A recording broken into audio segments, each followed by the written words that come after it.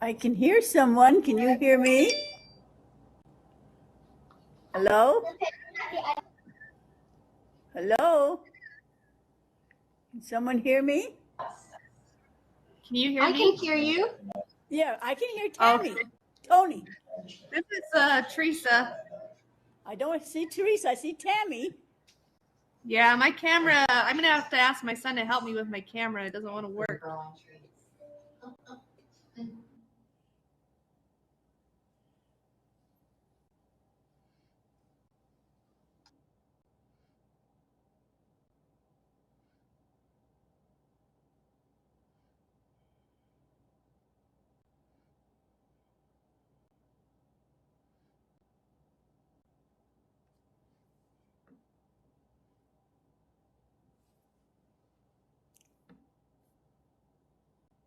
Tammy, is it snowing where you are? Is it snowing where you are? I can't hear you. Mic's not on. There you go. Yes, it's snowing. It actually just stopped, but it has been snowing most of the day up here in Logan. Yeah, you keep it because it's just starting here now.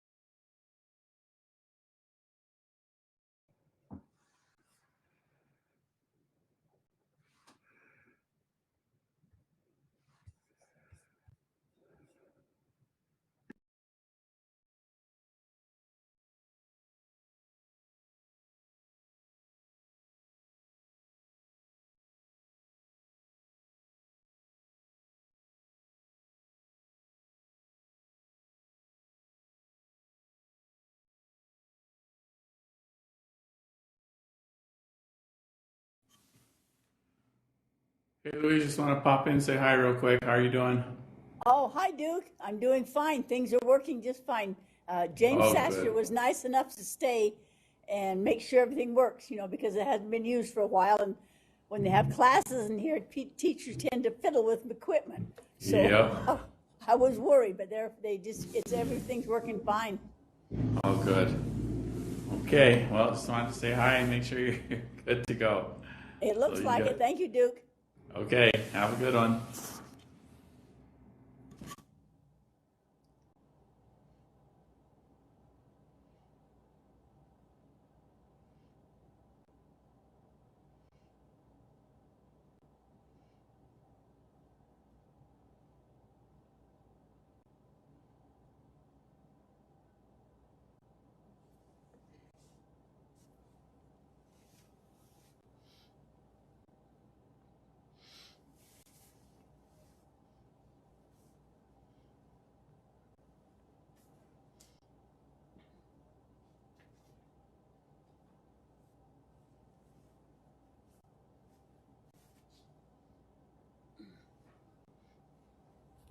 Anyone else checking in yet besides Tammy?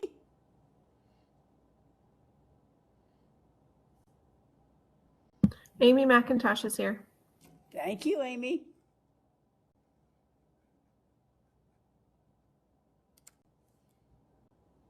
Anyone besides Tammy and Amy? Teresa Massananti. Thank you. Laura Byers here. Thank you, Laura. I didn't know where you were going to be, here or there. I didn't know where are you? I'm at home. I just got home from vacation. I just walked in the house. Where did you go? I just went down to Cedar City to visit my son and pick up all the things that he bought during his year at college and couldn't fit back in his car, like his 60-inch TV. That's going to fit in your house.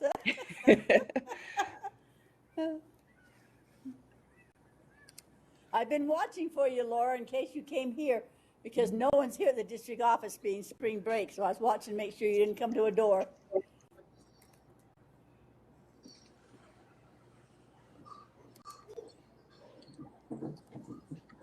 Anyone else checking in?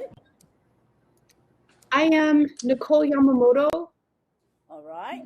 You're down, clear down to the bottom. There you are. Okay. Thank you. You're welcome. Thank you. Kirsten's here. Oh, hi. How are you? Good. How are you? I think I'm doing fine now that things are working. It's always nice when things work.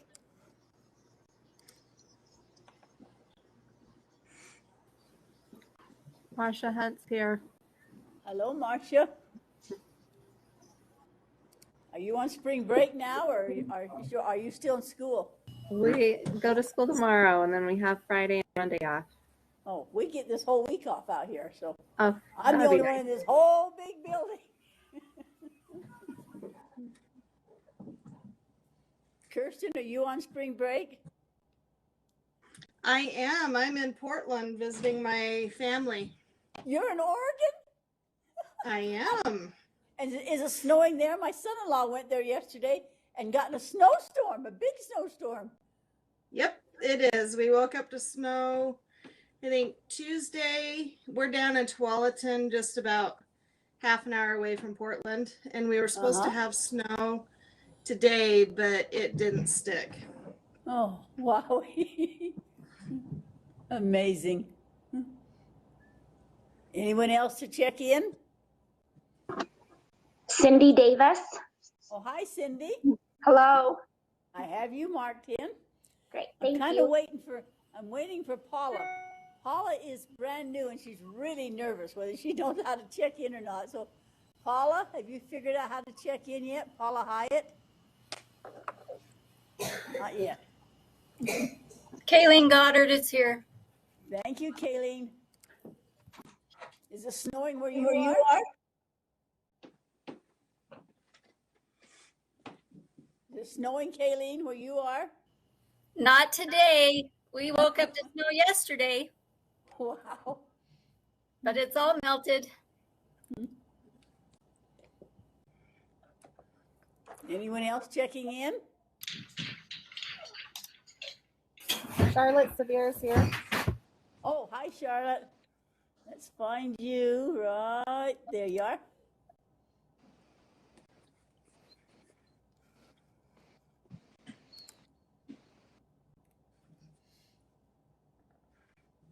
Oh, there's Ashley. I can see Ashley. Can you hear me, Ashley? Yeah, I can hear you. I'm here. Okay. Oh, there's Paula. Paula, you did it. You did it. I'm worried about you. Can you see me? I can see you and hear you. Can you see and hear me? Yeah, it says that my camera is off, but I can. It looks see like you just fine. Okay, thank you.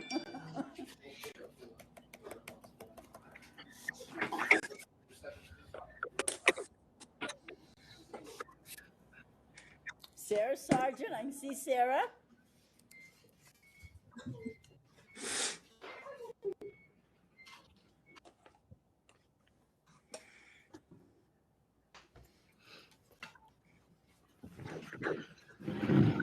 There's Stacy. Okay, Stacy, hello. How are you? I'm fine. How are you? I'm good. We're talking about, is it snowing where you are? No, in St. George it's not snowy, but it is a little bit of a reprieve from the hot heat. So that's nice. Anyone else? Louise, this is Sarah. I'm here. I found you. I saw you, Sarah. I marked you off already. Okay, thanks. Anyone else? Louise, Megan Ward's here. Okay, I don't see you, Megan. Do you have a camera? It shows that I'm on. Yeah, I can hear you. I just don't see you. I don't know. On my end, it shows that my camera is showing. So I wonder, I don't know. Oh, yeah, it just shows me my name up there. So let me see if I could figure that out. Brenda Prince is on. Oh, Prince, okay. I can't see you either, Brenda. I have the same problem she does. I can see that my camera's on, but I don't know what else I need to do. Go back to you, Sarah. Yes. Click back on so I can see if I can see you, because I've lost the picture up there. Maybe it's at my end. Can you see me now? No, I can't. No, I've lost. Oh, that's weird. Yeah, because I can see had Megan everybody too. showing up, and now I don't.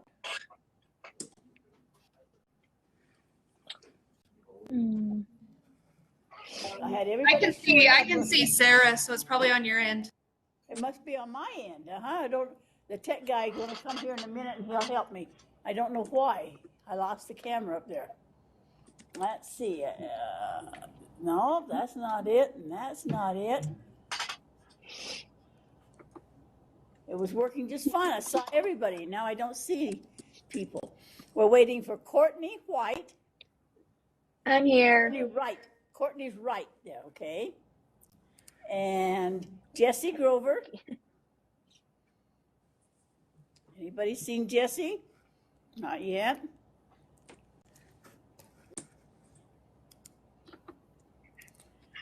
And I think that's all we're waiting for is just Jesse and for my tech man to show up here in just a few minutes and tell me why I lost the camera. Because I had everybody showing up. I can see lots of people. Yeah, I can. I'm going to shut this off. Why the camera didn't come back on? The camera's on. Let's see. Let me go back here. That's right. Let me go here, here, here. That's all working. That's all working. Just the camera at the top isn't. Let me go over and see why it's red over here. I can see a red light over here. Let me go see why.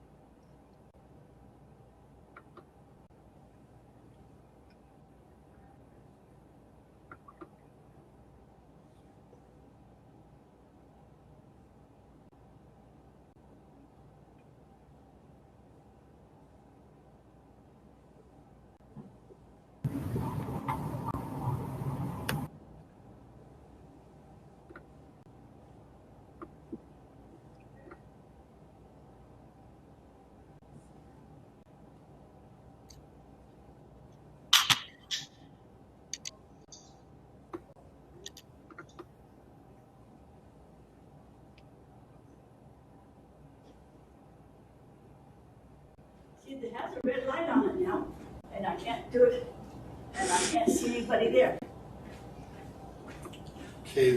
Okay, I'm back, everybody. And here's the tech man to see why my camera doesn't work. It's supposed to be up there at the top. It's supposed to be up there at the top where I can see all the people, and I tried all that. And I couldn't get it to come back on. They can all see me, but I can't see them. See, I've checked them all in, and I got to see every one of them. Then all of a sudden it quit. And that red light went on over here. So I don't know why. That one's working. Just a minute, the camera is on my end that's making the problem. So this is James Sasher, and he's trying to figure out why.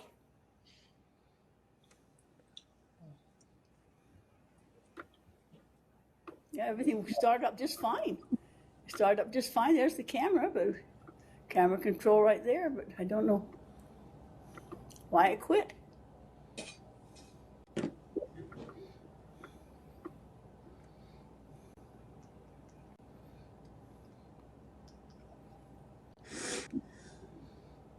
Just hold on a minute. He's working on why my camera went off. Okay, so that's just. So we're not seeing their cameras. No, right? we're not seeing theirs. They all came up there where my face, where my name is. Every teacher showed up, but now they disappeared.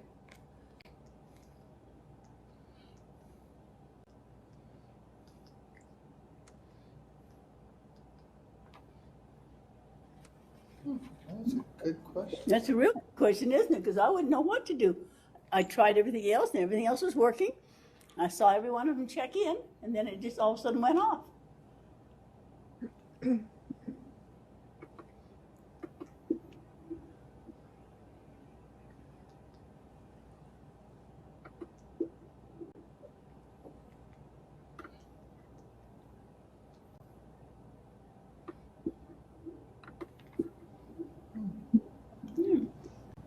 I don't know the answers. Just hold on a minute. He's working to see why my camera quit out here.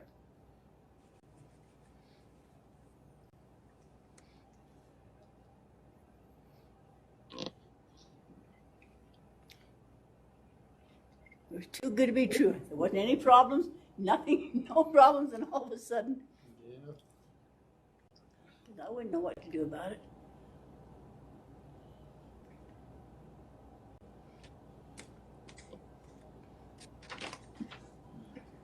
Jesse, are you there yet, Jesse? Yeah, I'm here. Oh, good. I'll check you out then while he works on my camera of why I can't see you. So everybody's here. We're ready to start in just a minute.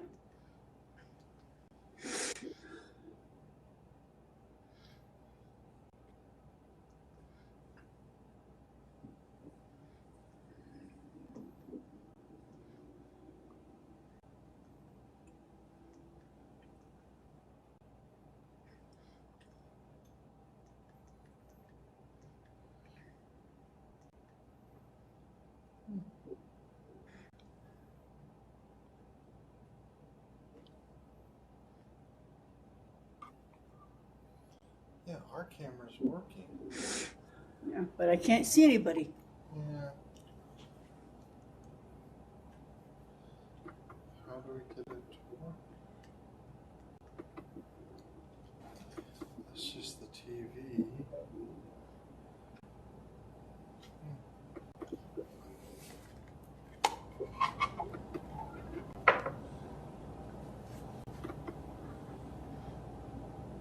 Just a minute. He's fiddling around with things. We're not having trouble. We're still on class. Just a minute till he figures out why I can't see you.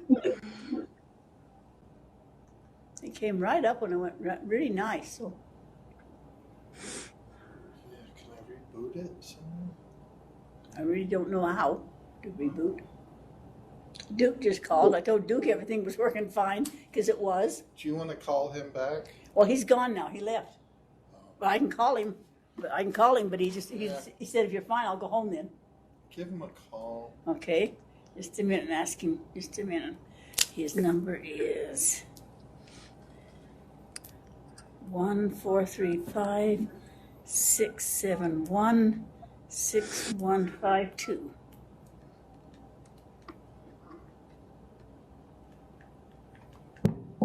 I think he left the building. Duke? Just a minute. James wants to talk to you, please. This is Louise. Hello, Duke. How you doing today? Good. So I'm over here, and we can't see any of the different site camera feeds. We couldn't lost them.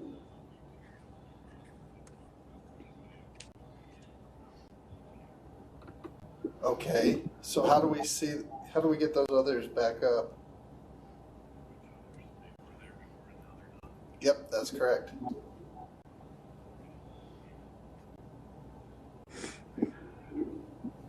Were they all individuals? Yes, they're all individuals, all over, and I could see every one of them. Did you hear that, Duke?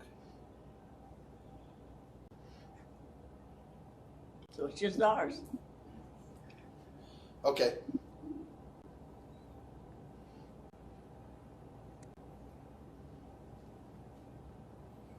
Okay. Even though she can hear them, they're all there audio, just not video. That makes sense. Mm-hmm.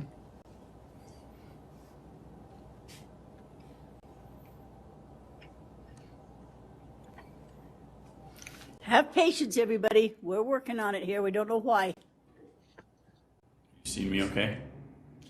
No, but we can hear you. No, I can't see you either. That's weird. I can see you guys just fine. Yeah, everybody says they can see me too. I just can't see anybody. Okay, let me call it UEN and I'll come back in. Okay. I'll talk Hold to on, everybody. He's going to call you in. There you go.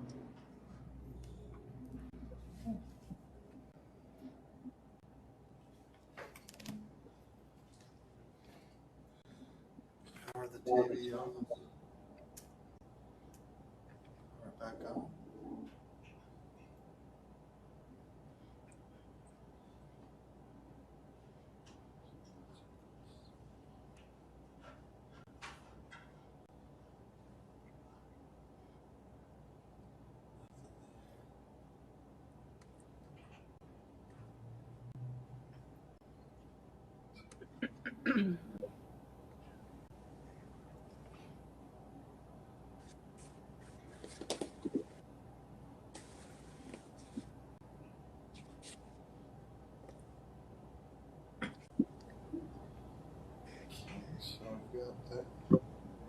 Audio's working fine, everyone, but they can't figure out why my camera turned off.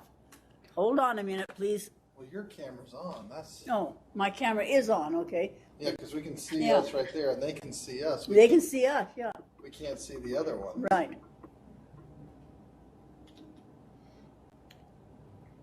Sorry for the delay. Everything started off smoothly.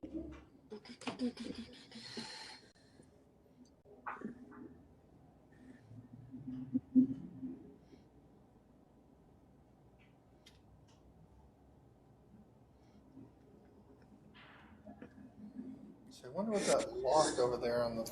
I don't know the lock on the camera. There was a lock on the speaker, and now there's a lock on that one. I don't know. I was going to ask you that.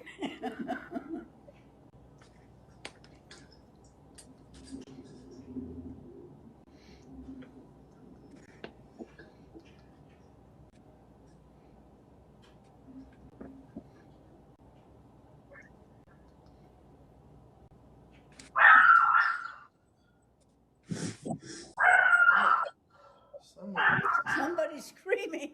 Sorry, no, it's my dog. I'm sorry. That's okay. Have patience, everybody. He's working on trying to see why we can't see you. Yeah, see, our camera works just fine. Mm-hmm.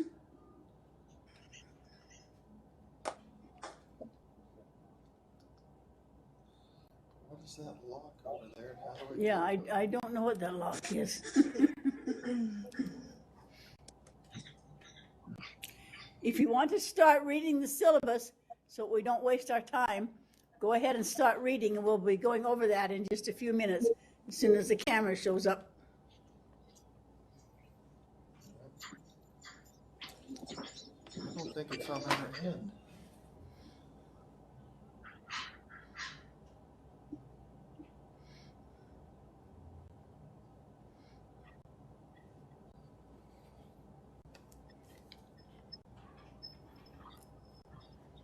Maybe we could start off And you can just hear me for a minute until they figure out, so we don't waste our time. Louise? Yes, The class isn't showing up in my Canvas on SUU. I don't know if anyone else is having that problem, but it's not there for I'm having me. the same issue.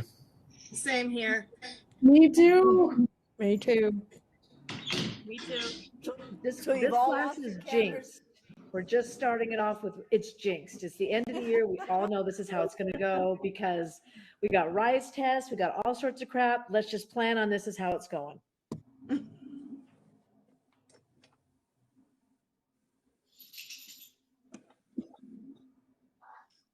I'm so glad that everybody else is having the same problem. I'm kind of freaking out. Me too. It's not just me. Duke's working with UEN. Duke Mossman from NU Center is working with UEN to see what's happening. So hold on, everybody. At least we have great tech help. Except for we haven't got it working. Except it's not working yet. There we go. We've got that. We have that up, but we don't have Louise, cameras. did they come up? Are you able to see them? No. No. Can anybody see us? Sarah, can you see us? You can see the Yes, I syllabus. can see you, and I can see the syllabus and all the kids in the class. Yeah, see, everybody can see each other. It's just me, Duke, that can't see anybody. You're gonna reset her codec? It's just me that's well, having trouble. Let me give them a heads up so they know. Okay, yeah, go ahead. Thanks. Bye. Hey, Louise, they're gonna reset your whole codec out there. Okay. And, so it's gonna take a little while for it's gonna go off and then come back on. It's gonna take a few minutes. So we All right, let everybody have know just to patience. kind of hold tight, and then you hearing me okay? Okay, I can hear you fine, yes. All of those. So if you click on your course. All right, so just be aware they're gonna shut the whole thing down and bring it back up.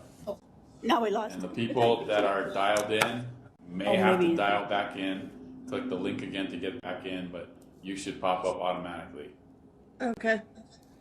Okay? Go to people on the Where? left-hand side. I don't know where you're looking.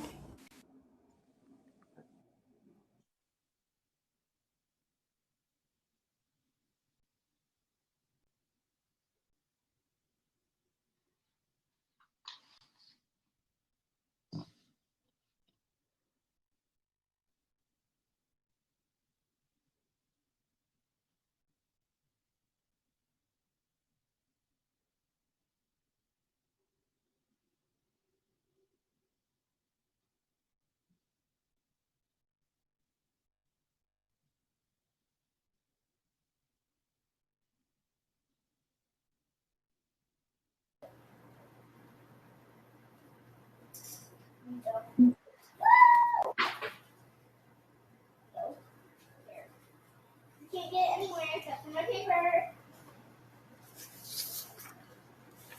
Keep it down. I'm just gonna blow.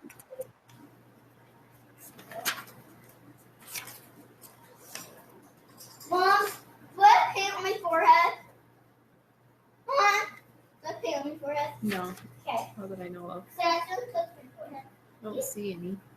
Okay. Cause the answer now. Let me get my little thing. Don't need to forget.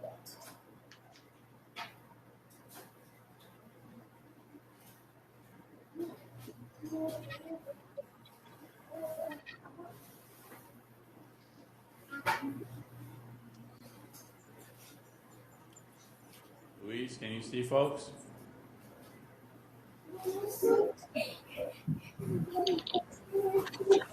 Hello? Ooh, this looks some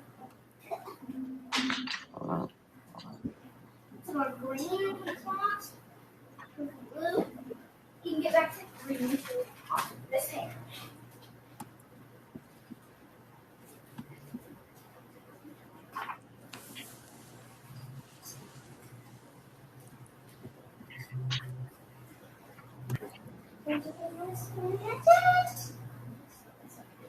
Nice being over here.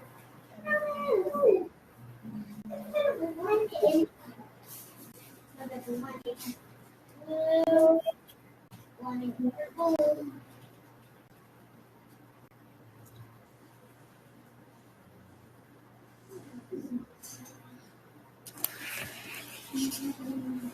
Hey, what are you seeing? Blue. Oh, purple. Purple. That in there.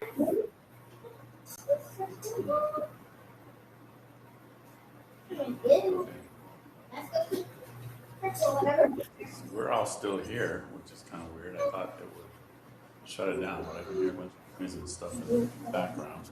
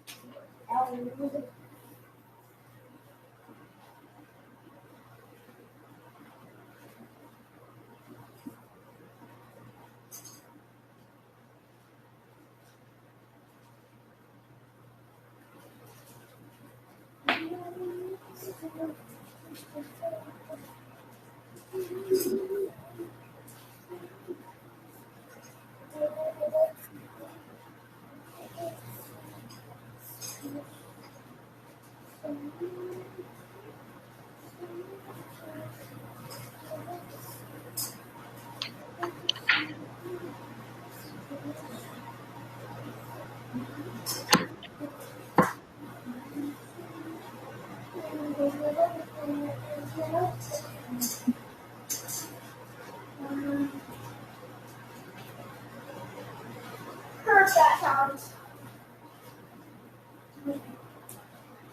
It's so beautiful.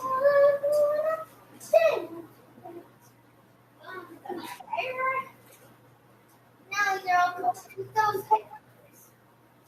I'm gonna go wash these real quick. Get on to the different colors. You can do bright colors, you know. Use the pinks, the two bright colors I have. First you need to then you need to wash.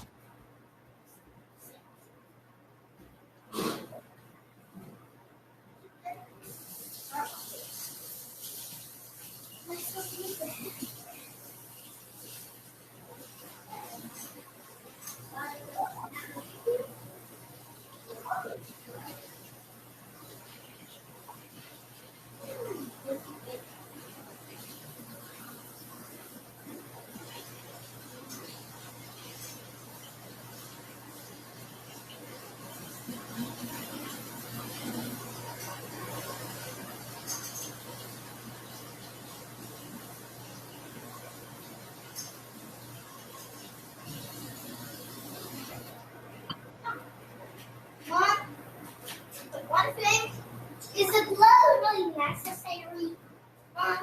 Is the gloves really necessary? Like they're easier to wash your fingers than the gloves. Yeah. And the fingers just come like really easy, and the gloves come like, it's taking forever. That's so I'm gonna do here. Okay. I did that around the thing on here from yesterday, okay? Okay. We can hear people now, but I don't see anything now. There's my my computer showing, but no people still. I see a computer screen. Yeah. And I see a blank screen that says EDRG 5630. Yes, that's where the people are supposed to show up. Yeah, but I'm not seeing people there either. It says there's 19 of them. Right. They've all checked in. Can they all still hear us? Yeah, we can.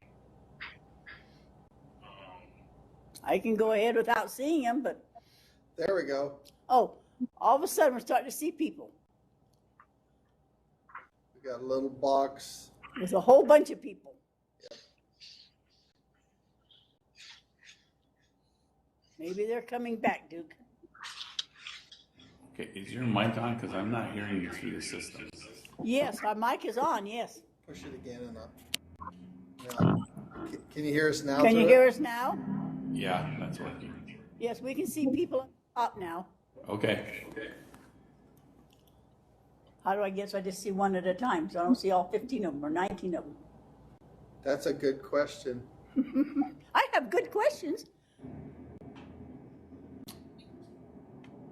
Yeah, there's the camera working. We'll go ahead like that tonight and let's do it. Okay. Hey, dude. Yep. So those pictures are now tiny? Really tiny, all of us at once up there on the top. Not one at a time, but all 17 people. Well, You should have a display button on. Do you have the remote for the codec? Yeah, the little Cisco remote. I do. There should be a button on there. See, I've got a little panel that has the things that I can push and control what I'm seeing on the screen. But there should be a button on the remote somewhere that has display or something like that. So I've got like a contacts book, like contacts, a home, and then there's a person, and then people off to the side, and I can go to equal, prominent, overlay, and single.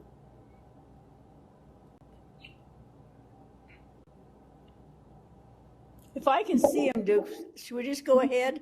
Yeah, I would just go ahead. Yep. And then I think when they talk, they should get big. Okay, well, Sarah, can you say something? Sarah Sargent? Sarah? Now we lost them. No, they're there. Sarah, I can see you in the corner. Can you hear me, Sarah? Wave your hand if you can see me. Can you hear me, Sarah? Oh, somebody's waving their hand. Tammy is. So you can see us. Okay, let's just go ahead. Can they hear you? We can hear you, everybody? and we can see the syllabus. Yes. Okay. Yes. Let's just, We cannot let's see just you. go ahead then. Yeah, we can't see you because you've got it on the dot cam. We've got it on dot cam. What does that mean? It's just on this. Yeah. Oh. Okay. Put it back over here. Can they see? Now we're seeing your computer screen. Yeah.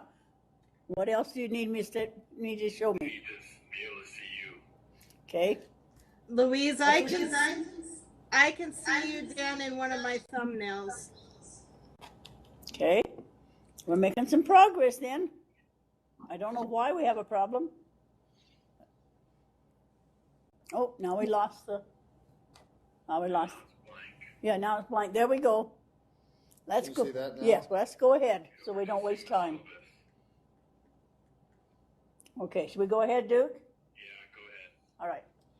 Welcome, everybody. All right, Duke, you have a good night. Everybody checked in, so thank you for checking in. I'm sorry we had a problem. I thought we weren't going to because everything was going so smoothly. Anyway, I'm Louise Jorgensen, and I'm glad to welcome you. I know most of you, of course, from our other classes. Let me go down to our attendance, if it will.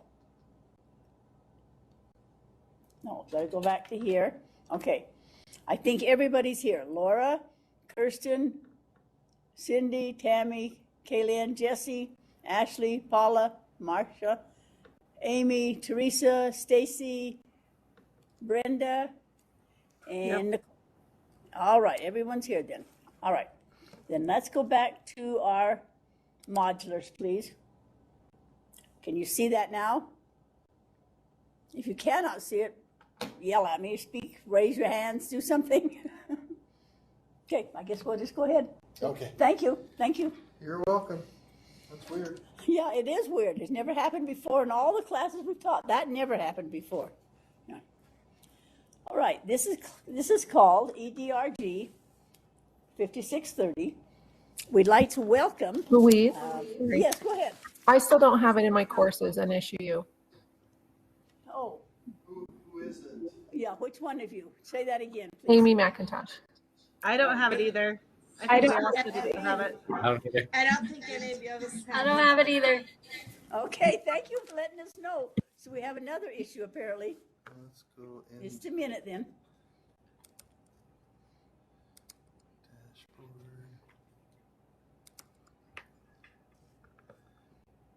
Published courses. So it's It's published. It's the bottom one right there. That one there is published. That's it right there. And that's it. That's what they need right there. So they should be able to see that. Who is one that didn't have it?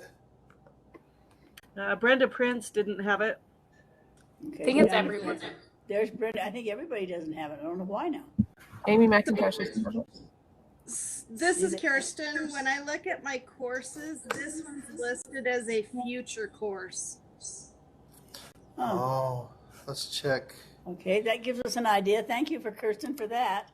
Settings. Course starts tomorrow. That's why. They go, it starts today. Put down the 13th. Yeah. Maybe James has found something here. Okay, if you guys could refresh your screen, It worked. Does It worked? it show up now? Well, you center or somebody, UN must have put it starting tomorrow for some reason. Maybe we solved it. Can you see it now? Yeah, we have access. I have access. Hallelujah, Jesse. Thank you. Thank you. All right, here we go again. Oh, some nights. Have you ever had a really good day and it went downhill in a hurry? All right, welcome again to everyone. We'd like to welcome Paula. I think Paula is new. This is your first class, right, Paula? It is. It is. And Cindy, this is your last class, right? Cindy? Can Cindy hear me?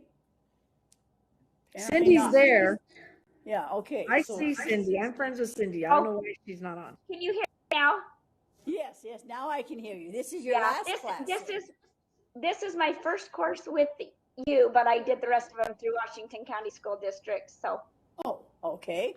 Well, welcome everybody. The rest of you I pretty well know, but let's go back down here a minute and go to our syllabus, please. He's moved my things around. Let's go right here. Okay. There's been some changes over the years of these classes. When it first started out, they wanted them to go in order. And the first class was 5600 called Foundations of Literacy. And then after that, you took 5660, which was literature and informational text. And then it went to 5650, which was writing. And then we had reading comprehension, and now we're in the literacy practices. And there's 2 more to go called reading and writing across disciplines and reading assessment and interventions. They're out of order of when we first started. They wanted to go to the 5600 foundations, and then the reading and writing, and then the access, and then the practices, and then the comprehension, and then the writing, ending up with the literature. But it was much better when Duke let people just start when they could. When we first started these classes, 15 years ago, you had to follow an order, and you had to join in the very first class, and you couldn't join anywhere else. But schedules change. And so he started letting people take them as they needed them, and that worked out okay.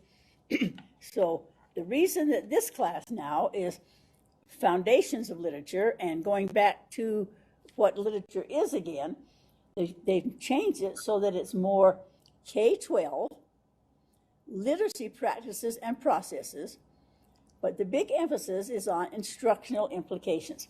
I think it's a wonderful change because you are already experts, because you're out there working, you're raising families, you already know children. We don't need to go back to a lot of the books. The book was called Foundations of Literacy, and that's why, and it was $150, and I thought that was ridiculous. So we do not have a text that you have to have for this class. What we will be doing is talking about what you are doing in your classroom, what's working and what's not working in literacy. We will look at the different stages. Tonight we'll look at early childhood, and then next week we'll look at as we go through the different stages, clear up to K-12. This used to be just only for K through 6. And then they realized that the junior high students, middle school, whatever you call them, and the high school have just as much need for literacy and strategies and instructional implications and programs changing. And so it's been a wonderful change that SUU realized that it should go up from K-12 because we all are literature teachers. We're all reading teachers. We all have to help all children at all ages. So it's not just for K-12. I mean, not just for K-6. It goes up to K-12. So look at your schedule right now. This is a hybrid class. We have 24 hours of direct instruction and 21 hours of homework outside of class. I saw no need of having big papers that we write and projects we have to do because you don't have the time. This is the end of the year. Plus, this isn't a class for beginning teachers on campus, on school campus. So we will try to make it as practical as we can, and we'll share ideas, and we'll share what's working with you and what has worked this year and what hasn't worked, because it's been kind of a very different year for everybody. So let's look at some of what the description says. This course involves an examination of literacy development and an investigation for the research that provides effective literacy. Now, some of you in this class I know have already taken level 2 and have done a lot of scientific research already and original research. So we have all levels of people in this class. You're going to apply theories of what literacy development and cognition is, trying to support language proficiency, content literacy, cognitive development, and academic success of K through 12. Just because they're in the 7th grade or 9th grade doesn't mean they might have the skills that a 7th grader and a 9th grader needs. We all have a basis, and we have to go through steps by step and learn at different ages. We won't take time to read all the objectives because you could read them. They were revised in 2018. They are now under review again. I'm on a couple of committees working with the universities, and they're trying to make these all up to date. So when you have the time, read through the instructions of what this course will do. And then, let me go to your second page. It talks about the purpose of the class. Let me move it right there. The purpose of this course was to provide foundational knowledge, being the second class that you took in the course, if you took them in order. But they added instructional implications and applications. What's working for you, what's not working, and what can you share to help others? They also want you to know the history of literacy and where it's coming from, and class development, of course. And then you can take time when you have time this week in your 21 hours of reading outside of class to read all the objectives, the standards, the IRA standards, International Reading Association, and some of the instructional things we'll be doing. And then there's the rest of them there. Now, there's no text required, but these are some of the texts that I own that I'll be using. And a lot of them are very good, so take time to look through them. You're probably familiar with a lot of them. So take time to look that over when you have the time. All right, now here's the part that's important. I put it in red. The class title is called K-12 Instructional Implications. You'll be using the 7P strategy, which we're going to talk about in just a minute. You'll also be using a strategy called the PORP and the RAFT. So I'm going to try and use strategies and ask you to share the strategies that you found that are helpful in your classes, in your actual teaching situation. We want to make this practical. You're not a college student on the SUU campus or anywhere else learning these skills right off. You have most of these skills already, and you just want to share with each other what's working and what's not working. Given the wide differences between students in this course regarding professional descriptions, geographic locations, the grade level you teach, the subject area you teach, the nature of the students you serve, your experience, your personal and professional styles that you do in your classroom, and your intelligent interests, it's incumbent for you to take responsibility kind of for your own learning. We'll give you lots of things to talk about and lots of things to read. Some will apply to you more than others, like when tonight we talk about early childhood, birth up to 5 years old. Some of you have never had children that at that age, or you've never taught children that age, you teach third grade, or you teach high school, you teach first grade like Jesse. But we need to know where children start at birth and what we can kind of expect when they come to our classes. However, do not limit your interest in the course. Be thinking about what you expect to learn from this course, especially the instructional applications. How is this going to help me? Why am I in this class? I know what literacy is. I might need to review a little bit of some new things in literacy, but what can I learn from each other? And what can I share with each other that's going to help them in a practical way? The grading will be very easy for you. I don't expect big papers, and we're not going to have tests. We're going to share and talk and try to make it practical. Tonight, here's a schedule, a tentative schedule. I'm sorry we're starting late. I thought everything was going to work so smoothly. I came at 3 o'clock and set up, and everything went perfect until we had a little glitch. So tonight, we're going to look at some of the handouts from birth to age 5. We need to understand, how do children develop literacy? What is it? And are there different forms of literacy? And how many are we literate in? For example, tonight, I was not literate in computer literacy. I know a lot about computers, but I couldn't fix this system tonight. I needed somebody with more expertise, and so we all can help each other. What are some of the major theories out there? Vygotsky, even though he died many years ago, is still greatly influencing what we do in our classroom. There are new theorists coming out all the time, and sometimes we go off on those theories, and then we go back to another theory. For example, the whole language came and went, modern math came and went, different things could happen, and our programs change. There's a program right now called Letters that's sweeping the nation, and different programs come and go. So what are the major theories and how do they affect us? What are the 6 parts of language arts? What's meant by novice readers and experienced readers? What's environmental print? Why is control of motor functions so critical to literacy? Are we expecting too much out of these students when they have to sit quietly and listen, or are we expecting them to do more? What about motor function? This is a new area we're just simply going into now, along with an area that I'm sure you will see that this is what's coming now because of the COVID a lot, the social emotional learning.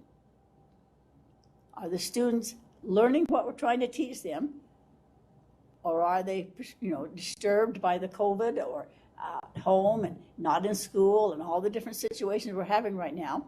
These are 3 of the new theorists. I'm sure you've probably heard of them before. Nancy Frey and Douglas Fisher have written a lot of things.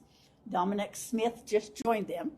You'll find lots of writings by them, and they belong to the IRA, the International Reading Association. And it's called the ILA now. Even the name has changed to International Literacy Association. So when you see these names, look them up. They'll be in a lot of the books. For example, this is a book called Educational Leadership, one of the magazines that come. This whole book is on nothing but the early grades. And there's a lot in here by Douglas Fisher and Nancy Frey. They're some of our newest theorists. So we're seeing it in the literature, and we're seeing it in what's going on in the world right now. There are some suggestions. When we finish the class tonight, they used to make you do one of these things and write a report on it. I think, to me, that's busy work.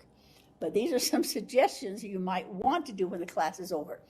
For example, if you've never really observed a literacy lesson, we may have some teachers in here that are special ed teachers, and they are gym teachers, or maybe computer teachers. They have never really just watched a literacy lesson.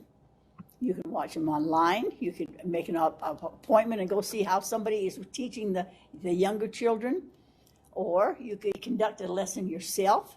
Was it effective? You could reflect on the home influences in your own home, or what the students that you're having now come to school. What's been their home influence on literacy learning? Are they coming very nervous now, or are they coming with gaps? So there are some suggestions. There's some more up here You could observe an ELL literacy lesson, people that are learning English as a second language. You could record a conversation with an early learner. You could interact with children and then analyze your teaching of literacy. So those are suggestions. So there will not be a definite assignment. I won't tell you now. You have to write a paper on number 1 here and tell us all about it. But I'll tell you more. We'll share things and make it more practical for you. So as you have time now, it goes class by class, and it should show you what we're going to be doing. Let's take a minute right now and look over the agenda, look over the syllabus, and tell me if you have any questions. I'm going to take a drink because I can tell my voice, I get nervous because I didn't want any problems tonight. I don't like problems. So I'm going to take a drink while you look over the syllabus for just 5 minutes and tell me if there are any questions. Any comments what we're going to do for 5 minutes? Look over the agenda and see where we're headed tonight. Okay, see you in 5 minutes.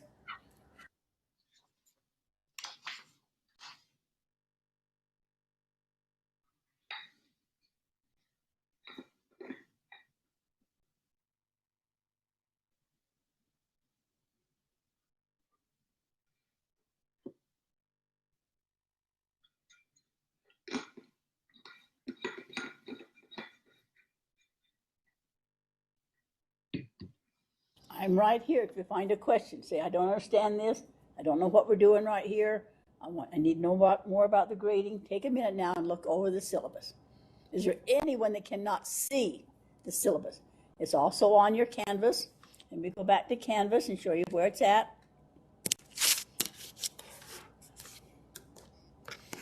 Okay. There's our agenda, what we're going to do tonight, right here. And here's the syllabus if you want to do it that way, whichever is easier for you, either on the Canvas or on the overhead. Get a feel of what we're going to be doing. Trying to make it very practical so that you can use it in your classrooms.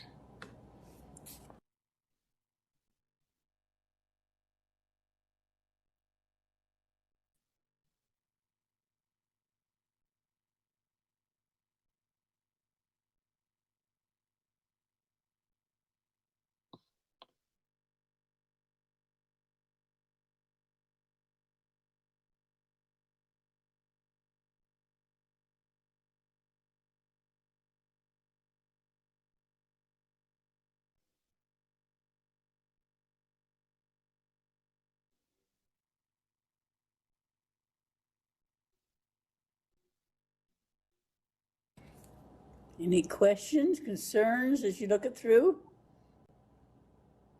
Anything I can help with?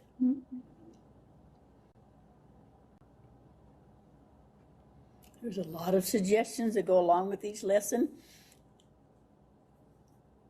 but I don't see the sense of writing a big paper about each of them. I just think discussing it makes a lot more sense.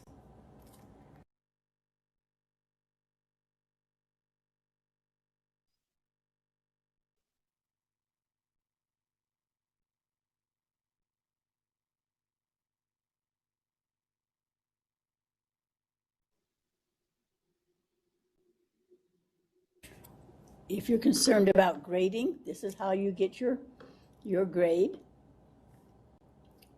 By attending tonight and participating and sharing your ideas. And then after class is over tonight, at the end of class, I'll give you time. And you go to Canvas and you put your reflection tonight. This is what I learned tonight. The people that have already been in my classes know that this is what you do at the end of each class. You write your questions or what you learned or how it applied to you, and then you respond to a couple of classmates. And every time you do that, that's worth 50 points, or 300 points, by just participating, going to Canvas at the end of class, and writing your reflections. This is what I thought about class tonight. This is what I learned. That's what I'd like to know more about. This was helpful. I'd like to do this, and sharing with each other. Then one other thing you're going to do is you're going to share in one of the classes a couple of strategies or a couple of things you do in your classes that you have found very effective or very not effective.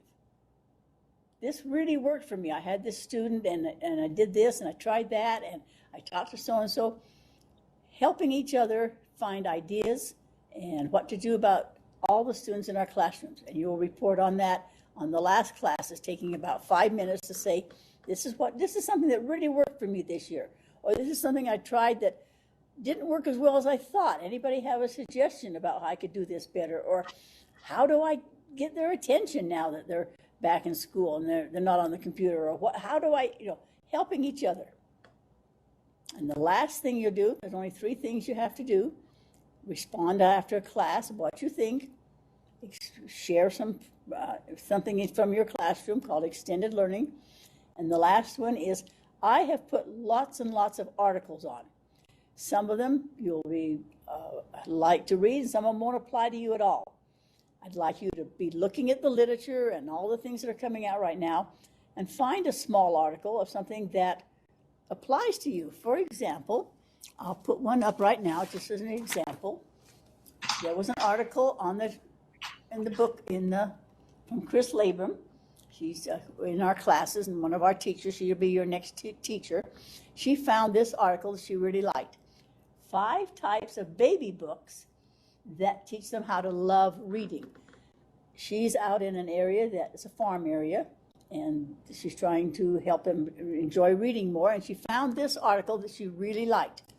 I want you to look around and find an article that you really like to share with people. So those are the 3 assignments. Questions on that? I have a question. Okay, go ahead, please. Tell me who you are, please, because I can't see you now. Paula Hyatt. Okay, go ahead, Carla. Okay, so I'm looking where it says assignments and grading, and it says 3 articles.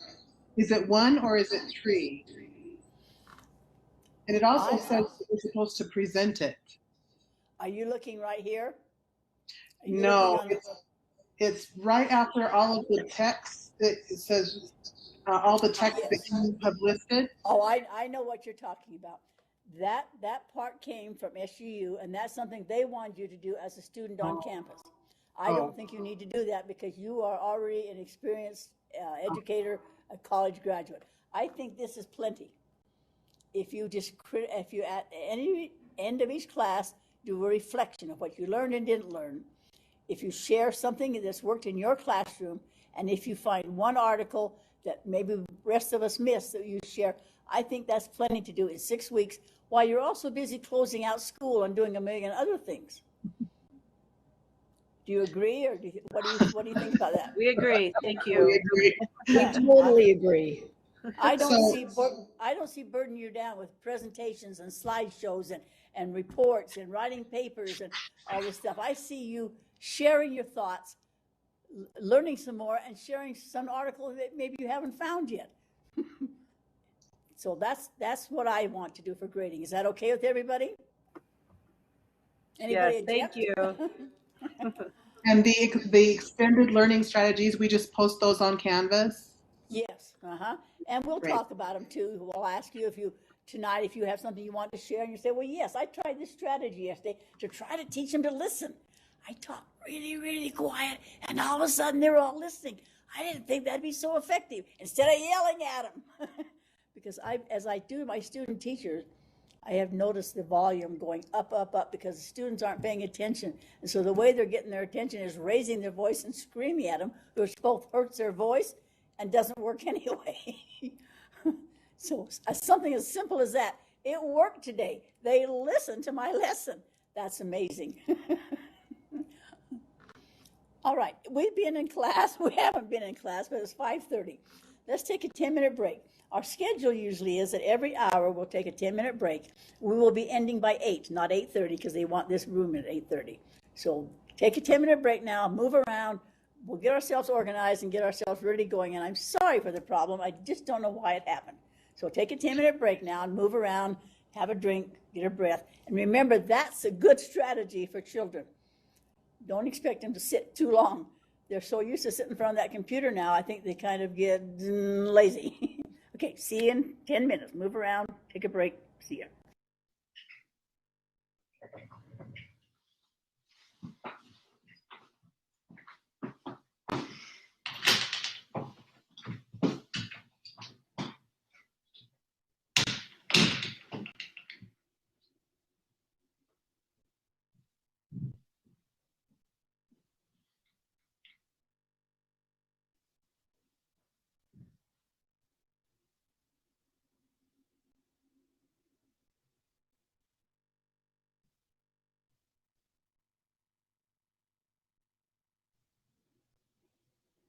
Our agenda for the night is posted up there if you have time to read it while you're moving around.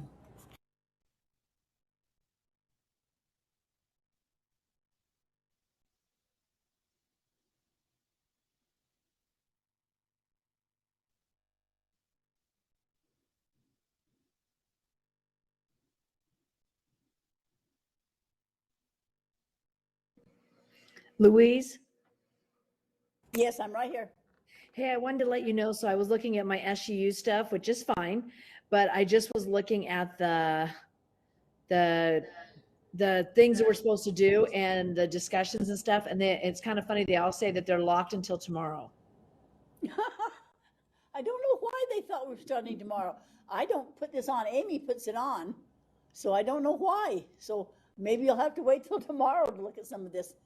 I had no control over that at all. Yeah, no worries at all. I just wanted you to know, so in the Thank future. you. Yeah, because I didn't know that. Thank you.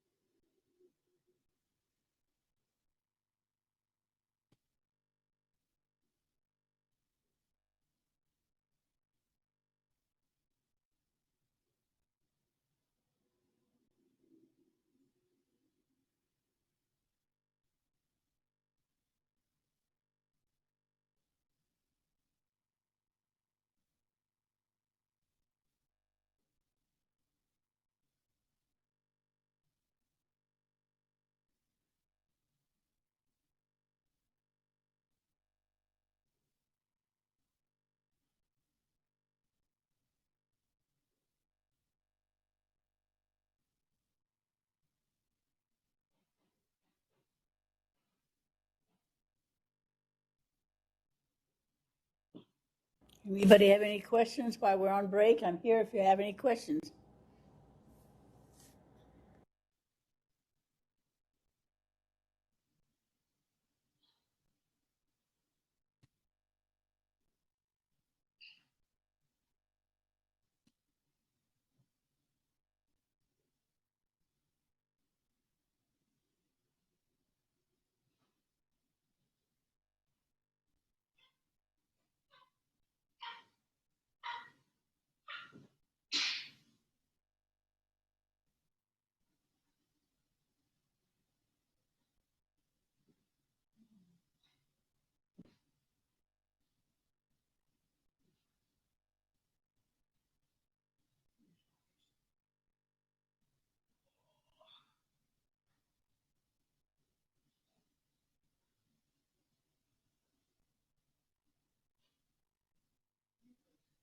Jesse, are you still there? Yes, I am. How's life going for you? How's the first graders? Well, I teach high school. Yeah, I know. I Some, know. right now, they're acting like first graders. Uh-huh. Isn't that something? Uh-huh. I just wondered if you were seeing the effects too. Oh, it is spring fever in a bad way. Yeah. And what are you doing about it? What? Trying not to go crazy. Trying to make it one more month? Yeah, just lots of activities, lots of get up and move, gallery walks, just stuff to keep kids moving. As I'm visiting the classes to see my student teachers, I'm watching the ones that it affects the most is the old teachers that have been there years and years, and they expect certain things and it's not happening, and they're quitting. They're quitting. Yeah, I can see it here. Some of the older teachers are just done at this point, and I can't blame them. It's just, I think worse this year than it has been in the past with the kids being done and that one be out of school. It's just rough. Things really hit hard. Yeah, it's been a hard year. Okay, you got about 4 more minutes on your break, and then we'll get going. Look over the agenda if you have time right now.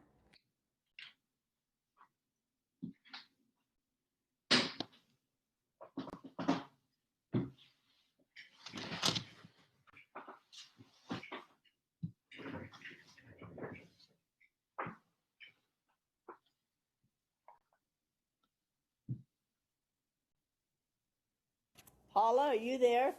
I am. I promise we'll go smoother after this. Technology got us tonight, and I don't know why. I'm not But worried about it. maybe it's because they saying that it's not open till tomorrow. Maybe that's it. Maybe it's coming from SUU. I don't understand where the problem came from tonight.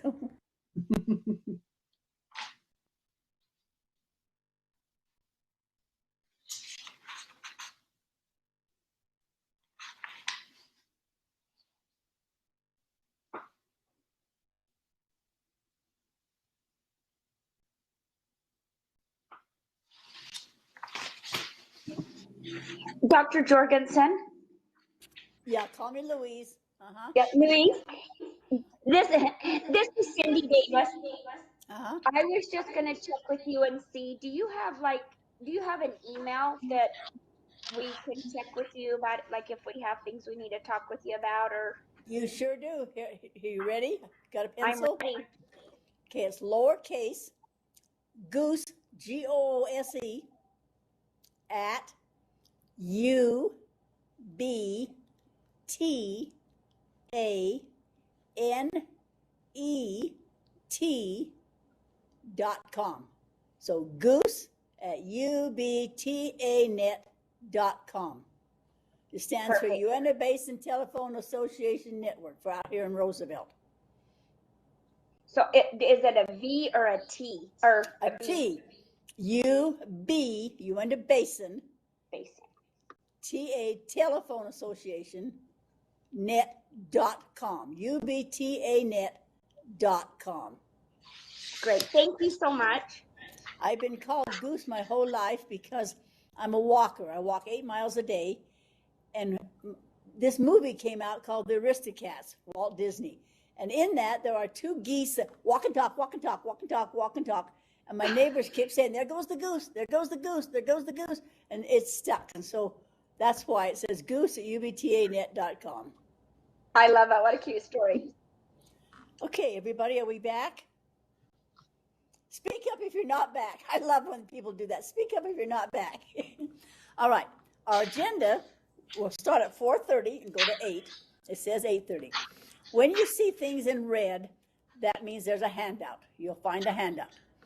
If you see blue, that means a source of information where I got my source from. If it's green, it's an assignment. If it's purple, it's a strategy. Color is very, very effective strategy on everything. Color in your room, just don't overdo the color. There's a lot of research out there that says students that are in anxiety or on overload or have some emotional issues, if there's too much color or too many things flying or too many bulletin boards or too many pictures, that they get really confused and it's bad for them. So have a reason for using color and be consistent in using color. But color is a very effective thing. If a child knows that every time he has to go to the green place to put his name on to do something or a red place, it can be a very effective, quiet strategy. So color is a very effective strategy. Okay, Another very effective strategy is the need to know each other, to belong, And an excellent book. I'll be sharing lots of resources with you. Some you'll like, and some you don't. You don't have to buy them. I'm just showing you. This is a new one that's out, and it's called "Improve Every Lesson Plan with SEL." What does SEL stand for? The emotional learning is so important now. That's so important, this emotional learning that we're having. Another book by Douglas Fisher again is called Student Learning Communities, a springboard for both academic and that social emotional development. The COVID brought that on. These books are very popular right now. They're just paperback books. I'm not giving you $100, $200 books. These are the $15 books and so forth. They're on Amazon, they're on ILA, International Literacy Association. But they're helping us understand what these children are come with, the sense of, am I in the right place? Am I doing the right thing? I've been on the computer, but now I have this teacher. And, it's social emotional learning.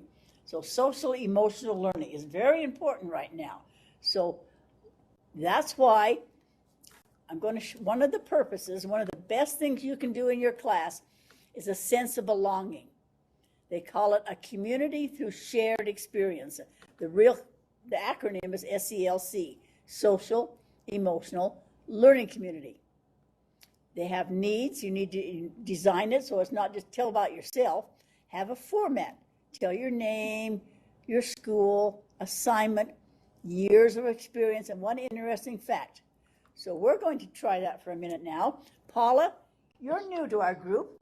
A lot of us have been together quite a while. Would you take a minute, Paula, and just introduce yourself, what you do, your assignment, years of experience, so we get to know you a little bit, please, Paula. Well, I am a reading teacher in the Granite School District. This is my second year as a teacher. Before that, I was in the board game industry, and I was raising my children in China. So I was kind of up close and personal with the Chinese system, the international system, and the British system. Wow, amazing. Cindy, this is your last class. Tell us a little bit about you, please, Cindy. I live in St. George, Utah. I teach at a second grade at the elementary that I'm in. I've had 4 years, in teaching kindergarten and the OEK extended day, and I'm on my 5th year in the second grade. So pretty exciting. My life is after school with my grandbabies. Wonderful. Now, I know Laura personally because Laura used to come here with me. Laura is one of those students that is excellent, who doesn't really like attention on her, doesn't like to be called on.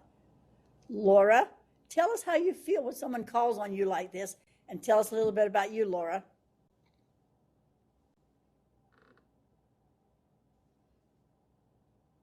Did we lose Laura? I hope not, because they'll make her so upset. Laura? Oh, sorry. This is a little different. There you are. Yeah. Tell us a little bit about you and how this makes you feel to be put on a spot like this. So I'm getting a lot better at it. It's not bothering me as much. I have been teaching for 13 years. This is my first year teaching 5th and 6th grade, and I'm also teaching some high school courses because I'm teaching online. And let's see what else about me. I am an empty nester and enjoying it. I know most people don't, but I'm really enjoying it. Happy with, very proud of both of my kids are off and doing their own thing.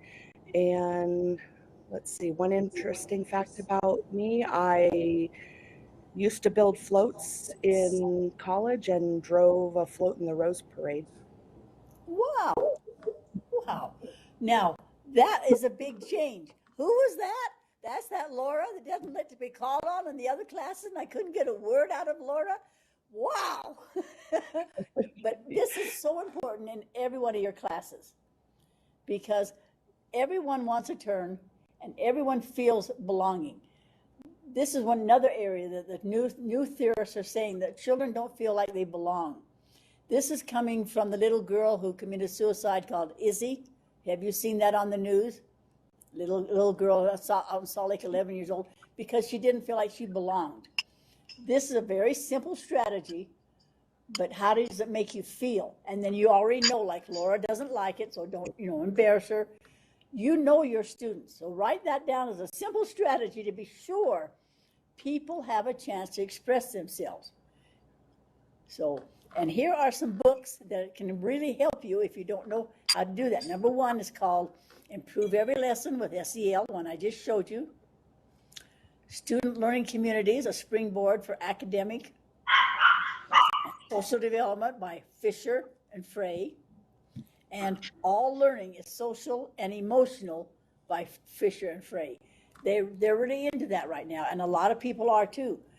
In our area here, we have a lady who does nothing but that, goes around and talks to students that just don't feel like they belong. They don't come to school. So look at your classes, simple strategy, and I'm sure you already do it, but be very aware, and that's the purpose, the social emotional learning community. You can't teach what you don't know already. This is a great book. It's called You Can't Teach What You Don't Know. And this was written for white teachers in multiracial schools. And you're seeing more and more of that right now. And this is just another little $8 book. It has some great ideas you may or may not agree with, but there is another resource for you to help these students that need to feel like they belong. Okay, going down our agenda, please. We're going to look at the syllabus, the standards, the assignments. Any questions on those assignments? 3 things. At the end of the class, you're going to take just a few minutes and write down questions, concerns, reflections, what you liked, didn't like, what so. And then the supplemental material I'll keep showing you. We're on the class schedule right now. These classes are recorded. UEN does record these classes, and you have to ask Amy Davis at NU Center how to do it if you have to miss. There are no late assignments. Are there any questions and concerns at this point? All right. My big area is I really believe that you are adult learners. Have you heard of andragogy? I know the people that have been in these classes before. If you look at handout number 1, it explains what andragogy and pedagogy is. So let's go look at or just skim over handout number 1. Take some time to read number 1 for next week. Be ready to share some item that interested you, and how does this apply to your classroom? So let's go to the modulars over here on the side. And the first thing is the 7 P's of learning. We're going to look at that one first, then we're going to look at pedagogy. So everyone click on 7 P's of learning. Tell me if you're having trouble finding it, so we don't want to leave anybody out. These are time-proven strategies that I have used in my many years of teaching. First of all, what is your purpose? Why are you doing this lesson, or that strategy, or that activity? I found my student teachers say because it takes 10 minutes. Is that a real reason to, do this activity? What is your purpose? If that's your purpose, I guess that's your purpose. But it should have a valid reason. What is your purpose for doing what we do? We don't have time for fluff, bluff, and other stuff, do we? We have so much to cover, and we're given more and more all the time now. So what is your purpose in your lesson? And second one, what's the principle? What is it you're trying to teach? What is it you're really trying to teach? What's the principle? What's the law, the doctrine, the assumption, the code, the conduct? What do you want them to do? When you get through with your lesson, can they add 4 and 4? Or can they walk down the hall? Or what are you trying to teach, and why? Have it in your mind. I know these are things back from when you're beginning as a teacher, but sometimes we get so busy now that we don't think about, why am I doing this? Why am I doing this? And then questioning. Questioning is a real skill. What are my reflections? What additional information do they need or I need? How are they going to comprehend or apply this? Probing. And then ponder. Take time to think. We try to hurry so much. What higher order thinking skills will I or the students need? That's what you'll be talking about on your Canvas tonight. What did I learn tonight? What was my reaction? I like this one. I understand. Oh, that lady shared. I liked what Jessie said. Does it have a meaning? Sense and meaning. And where can I get it? If it's not making sense and meaning, then what do I need to do? If your students could figure that out, they'd be excellent students. And then how are you going to have them participate? What's teaching learning strategies? What are you going to do or model or demonstrate? What are you going to do? What's your purpose and how are you going to have them participate? And then how are you going to present it? What activities are you going to use? What do you want them to do? Do you want them to do something or model or present? You can take time to look at these and ponder them after a while. And then how are they going to put it into practice? What do I hope for after my lesson? What's my hope for outcome? And how will I know it? What actions will I see? Will I see post-testing, pre-testing? Will I see observable and measurable actions? What will I do? Then the next one is that pedagogy for you to look over. Andragogy means you are adult learners. You should be treated as adult learners, and I don't think having little tests and quizzes and writing little papers and doing little PowerPoints. I think speaking and learning and doing it is much better. I know everybody's heard of andragogy and pedagogy, but maybe Paula and Cindy, that might be new to them. So there's an article here explaining what it is. It's literally the art and science of educating children and used for adults. So it tells you a lot about it there. So take time to look it over. Andragogy, there's another article. This is what I'd like you to find. And if you're interested in that, you could find an article about andragogy and say, oh, I didn't even realize this. I'm teaching Jessie's taking my 9th graders and treating them like 2nd graders. Or what is andragogy? So this is just for your information. Any comments or questions about that?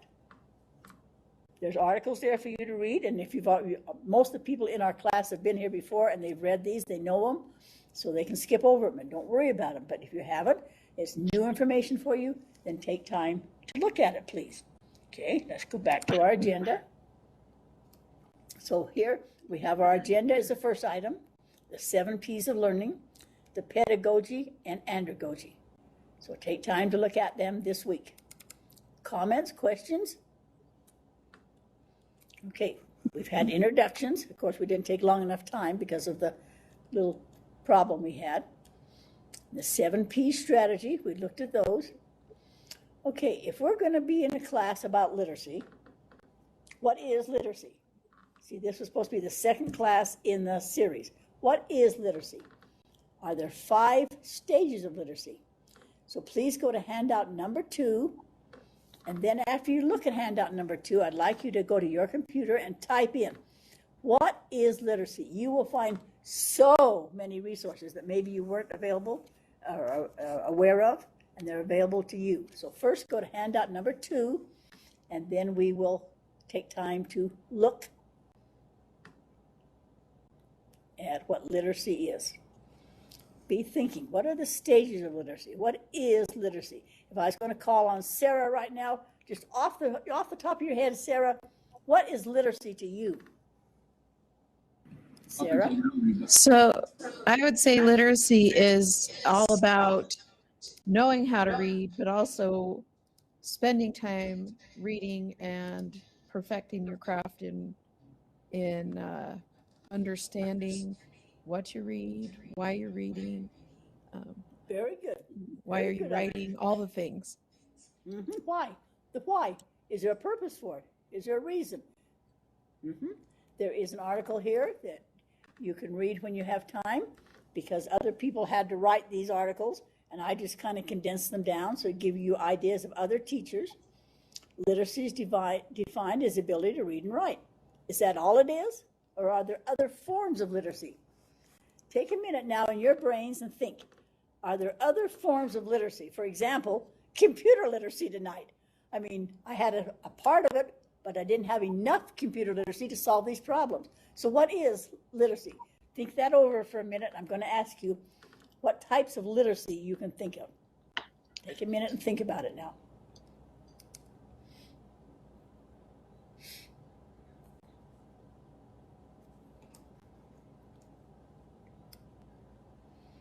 Do I have any volunteers that would like to name some of the forms of literacy? Anybody brave enough to speak up?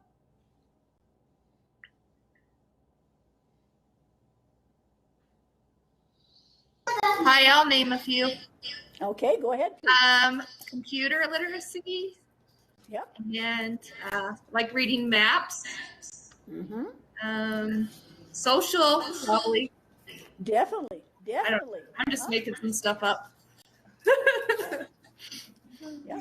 And did you see the strategy I did of wait time? Teachers are notorious for not having enough wait time. How much wait time do you use?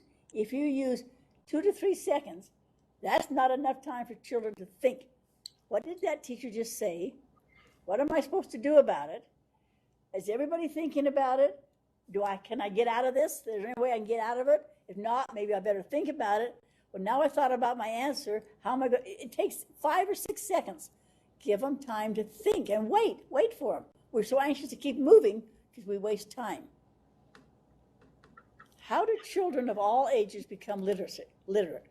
This is what other classes had to do, which you do not have to do. You can have time to read their work now, which is sharing.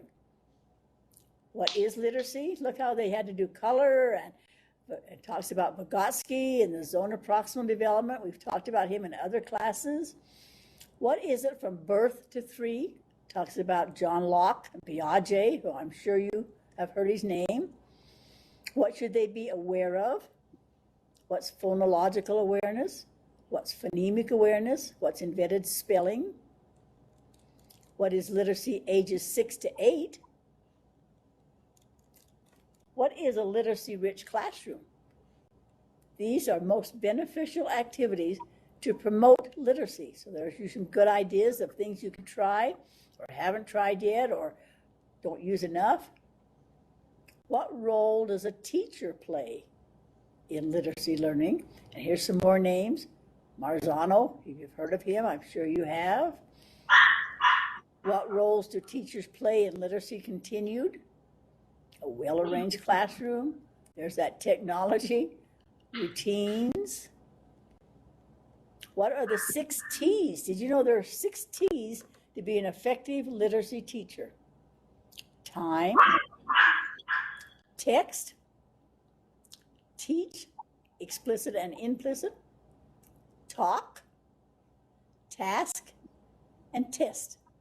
Take a second and think about those. Which one are you the strongest one in? Or which one could maybe you could do a little better? Take time and analyze yourself right now.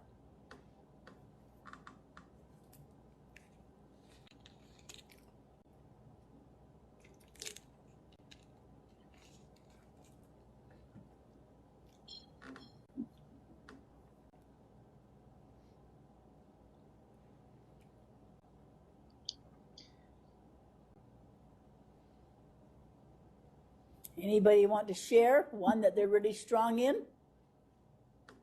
I won't ask you to share which one you're the weakest in. Which one are you the strongest in? So I can share. Okay. This is Amy. I have been working with my teachers. I'm a learning coach on talk. I've been doing engagement observations and working with them on if their students are having time to collaborate and talk and discuss what they're learning with each other. And that's one disadvantage of these classes. I'd be so much nicer if we're all in the same room together and we could sit down and talk to each other. These are effective classes, and I'm so glad they let us do them, and I'm so glad they do hybrid, not doing for 12 weeks. So I'm really glad, but yes, we need to get together. How about the ones of you that took the literature class? Did you learn anything about text? I loved our literature class. Everybody in that literature class shared all the quality literature that was important to them on assignment for all the different ages. We went to all Newbery winners and the Caldecott winners. Laura, could you share just one thing you learned from the literature class? See what happens, Well, Laura, when you're not afraid? You get called on. Well, I know I spent a lot of money. Buying books, yeah. But I learned a lot about using literature in older classrooms, like picture books, even in content areas of like 7th grade science and high school, and how much the students still are engaged and enjoy it. Right. Anybody else want to share about anything they've learned on any of these? Well, when you talked about our literature class, it's kind of funny because we had a grant at our school, and just today I got 5 picture books that were from that class. So, I know, I thought of you. So, no, I thought it was great because there were so many books that all of you have read that I had no idea about that I've been able to use, and I think my inferencing has gotten better just from all the books that everyone in the class had suggested. Mm-hmm. That's why I'm hoping from this class that we will share some strategies or things that work for us or things you were brave enough to try, and maybe it didn't work this way, but this is how you would change it around a little bit. Anybody else want to share anything? Sometimes we go down to that bottom one and we test. And I know it's important, and I know the state does it, but are we spending enough time on some of these other ones too? Do students really get time to talk and reflect? Think about it and ask questions. And of course, the tasks you do, I'm sure that you do the reading, writing, listening, and speaking. They are forgetting 2 important parts of literacy. Who can name the other part besides reading, writing, listening, and speaking? What are the other 2 parts of literacy?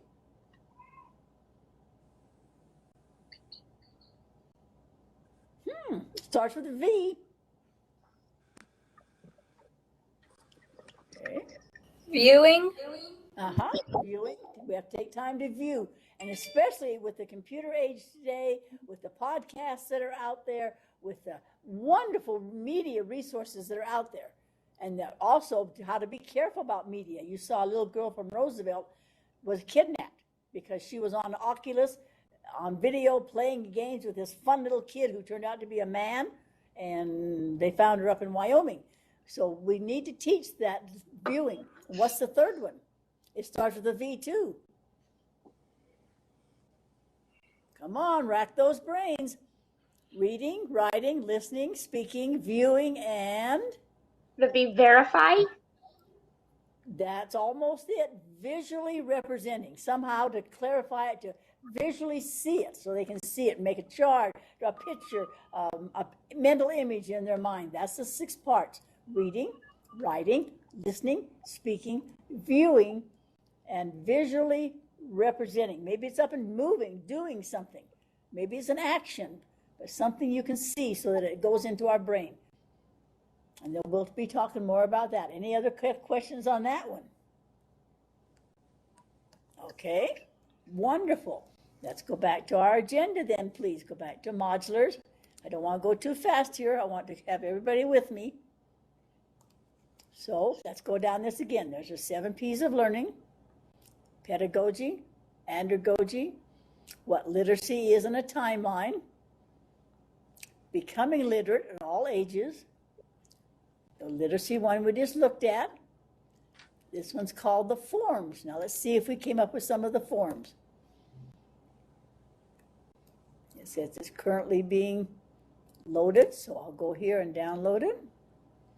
And go over where, right here. Okay, it's called The Many Forms of Literacy. And it's a long article, and when you have time to look at it, it'll show you that there's digital literacy, computer literacy, media, information, technology, political, cultural, multicultural, visual, and tells you a little bit about them. So take a minute now, and on your computer, please type in literacy, or the mini form, anything you want to do, and take 5 minutes now to see all the resources that are out there for you. So type in literacy and see what you can find, and some of you be ready to share something in 5 minutes. Any question what we're doing? It's 6:03, well, 6:08. We will see what we have found on the computer. So take a minute, take 5 minutes, type in literacy and see what comes up, because it's amazing what's out there. Questions what we're doing for 5 minutes? Okay, it's your time to find what you can find on literacy.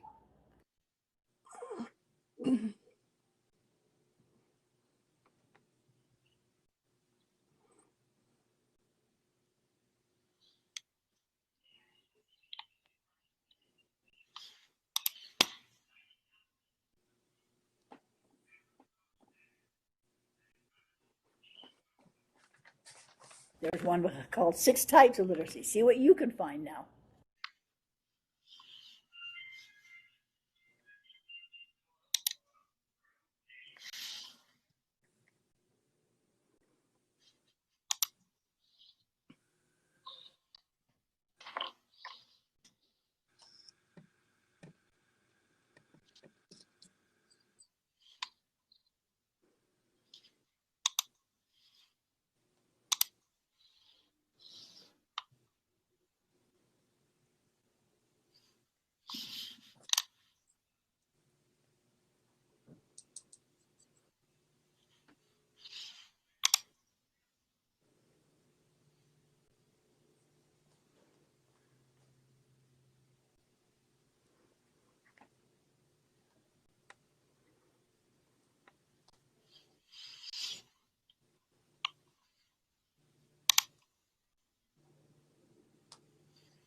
Let's have Ashley and Paula and Marcia and Nicole share something in 3 more minutes that they have found about literacy to share with the rest of us.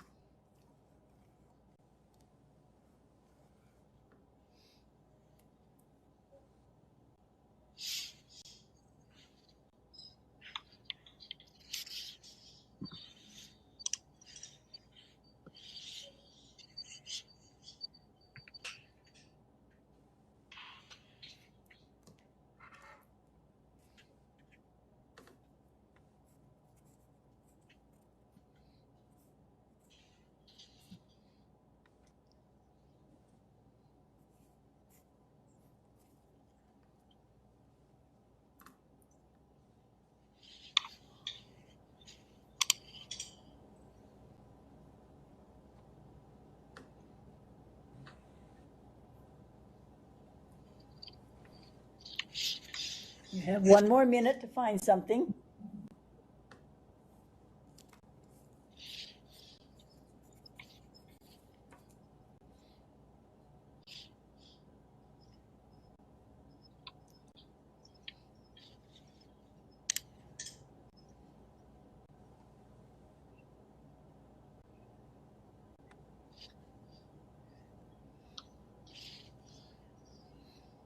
All right, Marcia, can you tell us something you found? Okay, so I found a couple of things I want to share. One was an antonym for literacy was ignorant or illiterate. So I kind of found that was interesting that you would just choose not to become literate. Isn't that, I can't imagine somebody choosing not to be, Yeah, so, and then another article I got on was talking about the history of literacy, and it dated back to 8,000 BC that we started some type of form of writing, either numbers or pictures or some type of form of communication. Wow, very good. Very good. Paula, what did you find? I was looking at sort of an article that was talking about the crisis of literacy, how people are getting away from it. People are having a hard time. We've lost touch, which is very frightening. So I looked at 2 sides. One is sort of literacy for families, so that families can get in on it even before school. And the other is sort of crisis that we're getting into where people are not honing their literacy skills. Right. I talk to parents right now, and they're so stressed. I haven't got time to read to my kid. I've got this to do, that to do. I've got to get to work. Yeah, we're not reading around the supper table or reading at bedtime or, yeah. Good comment. Good comment. Who was the other one I asked? Oh, Nicole. Nicole, what did you find? So a quick one I was looking at an article from ncte.org about literacy isn't just reading and writing, it's more than that. So it talks about being a global citizen and how entire population of people have lived for a very long time being able to read and write, and they believe to be okay. And how it's not a death sentence. It's doing entire experience populations. If we're feeling that we're because we're literate, so being literate is ignorance. And so how can we embrace people that do not? Yeah. How can we refocus? Yeah. So there's lots out there. Did I ask anybody else? All right, let me show you the strategy I just used. I told you we had an assignment. I told you where to find it. I told you how much time you'd have. You assumed that all of you might have to answer, so that puts all of you to work, and then called on 4 people so they could prepare and not be nervous. Simple things like this, simple strategies like that that work with students, especially high school students. I might be called on. I'd better have something ready. I'm sure you're using these things all the time, but let's just bring them to the forefront again and say, am I doing that enough? Am I making them accountable? I tell them there's an assignment and they think, she won't call on me, but maybe she will. Maybe I better be prepared. Maybe I better. Jesse, what do you use with high school kids?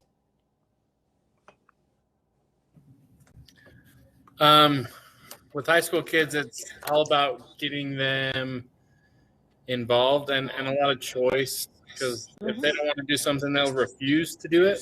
Exactly. And so kind of giving them that opportunity to choose something they want to get involved in. It's hard because you've got to follow a certain set of guidelines, but allowing some choice and option at least gives them some ownership in their learning, which makes it a little more fun. Choice in what they write, choice in what they read, and then some discussion with peers instead of just discussion with teachers. So some variety. Variety. Cindy, what do you use? I just try to get my kids, I guess, doing more collaborative stuff where they're little, where they can kind of talk and a lot of movement, standing up, moving around, doing pair shares. They all do an assignment and then they have to share with each other what they've written. Yeah, they're accountable, but yet the pressure's not right on them. Sarah, what do you use?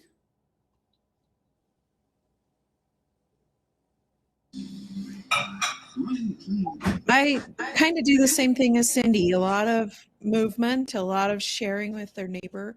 They really like to work together, so a lot of collaborative work where it's possible. I think this is amazing too, because you're all talking about movement and how important it is, but it didn't used to be. Are any of you anywhere near my age where you sat in your desk and you sat there in those rows and you did not move? Teacher moved around. You did not move. And so this is a new thing. We think it's always so, everybody did it. It's always been here, but it hasn't always been here.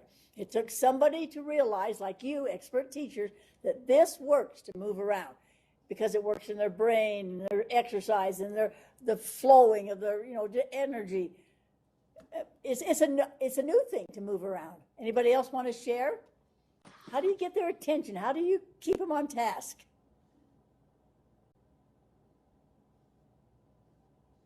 When you're brave enough, I'd love to hear it. Okay, let's go back to where we were. Let's go back to our modulars. I have put lots of handouts here. Now, some of them will be interested to you and some of them won't be. But there's one called Early Literacy, a literacy summary, early childhood. Here's that 6T again. this is one of the big things coming out right now that we just talked about, reading rockets, which is a way that children love reading rockets. What's the 6 things you can do for an effective, it says elementary, but it works just as well for older students. So there's all the studies. We always want something to back it up. And not that you're not the expert too, but it's also nice to have the research there. Kirsten, tell them about how important research is, what you've been doing. Would you take a minute, Kirsten?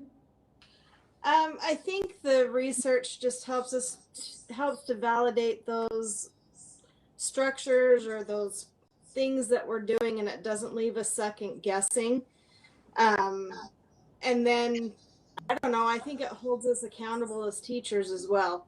So we're not pulling at straws trying to help our students. When we have the research to back it up, then we have this little toolbox to know how to help our kids. Right. Tell them about what you did in this level 2 class, what you're working on. Don't give up yet. And what was nice is we worked on it as a team. I was working to increase comprehension for our essential standard asking and answering questions. So we're using things like paragraph attack and think alouds and trying to help them think more critically about what the text is saying and what the questions are asking. And I had a really good increase in my scores from the beginning to about December when the level 2 class was ending, and then they kind of plateaued. So we had to kind of, as a team, we decided to go back and take it all the way back to the basics and reteach and hold accountable so we know that the kids are using the strategies. And that's where we found the fluctuation in our scores, is that they felt confident in their scores rising. And so then they quit using the strategies, just trying to get through the process. Yeah, the COVID really gave everybody a problem, didn't it? Anyone else want to share? I don't want to shut anybody up. I'd love to hear your comments. Okay, and then there is an article next called The Great Rewards of Parent Involvement. So if we're talking about little children right now, how important is it that these parents are involved? And what are some of you doing to help involve the parents? It tells you some great rewards here. Look it over a minute, and then if any of you are doing things to help your parents, help these children, please tell us and speak up. So take a second and look at this. Think if you want to share or not about what you do to help parents.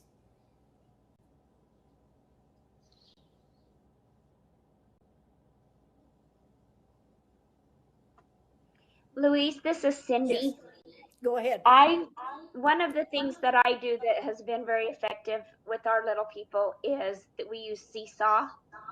And it's an app that the little ones have been trained. I mean, they're second graders, but they use it like pros. But whenever they do work or anything in the class that they're proud of, I mean, and at any time they can take one of the iPads and post that to their parents. And it goes to the parent directly from them, which is pretty cool. That's wonderful. That's wonderful. Anybody else want to share that you've helped parents? Parents have needed a lot of help this year. I really worried when the legislature said the parents wanted you to every day post your syllabus, what you're going to do your day, your agenda that day, all your resources that day. And I thought, and when are you going to eat, sleep, and do those important things? You're so busy teaching. Did anybody have heartburn over that legislature that didn't pass? Go ahead, Sarah. What did you think? Well, I think it's crazy because every day I change my lesson plans. I know where I'm supposed to be, but if yesterday I didn't get it done or my test scores came back horrible, I have to reteach, and I can't post those lesson plans 2 weeks in advance because I got to teach to my students and what they need and not what I posted to the parents, 2 2 weeks in advance. And Right. so I thought that just doesn't work well for me to post it. But one thing I do to involve my parents is I send an email every night with the homework assignments and a little bit about what we did over the course of the day, and at least once a week, kind of a strategy like, hey, we're trying to practice this comprehension strategy in class this week. So as you're reading tonight, see if you can have your student retell or your child retell what's going on in the story, or ask them about the characters, or ask them about a new animal we learned in class today. So that kind of gives them a little talking point that they can use around the dinner table, hopefully, or in the car, or whatever they're doing. Good ideas. Yeah. Kirsten, did you want to share?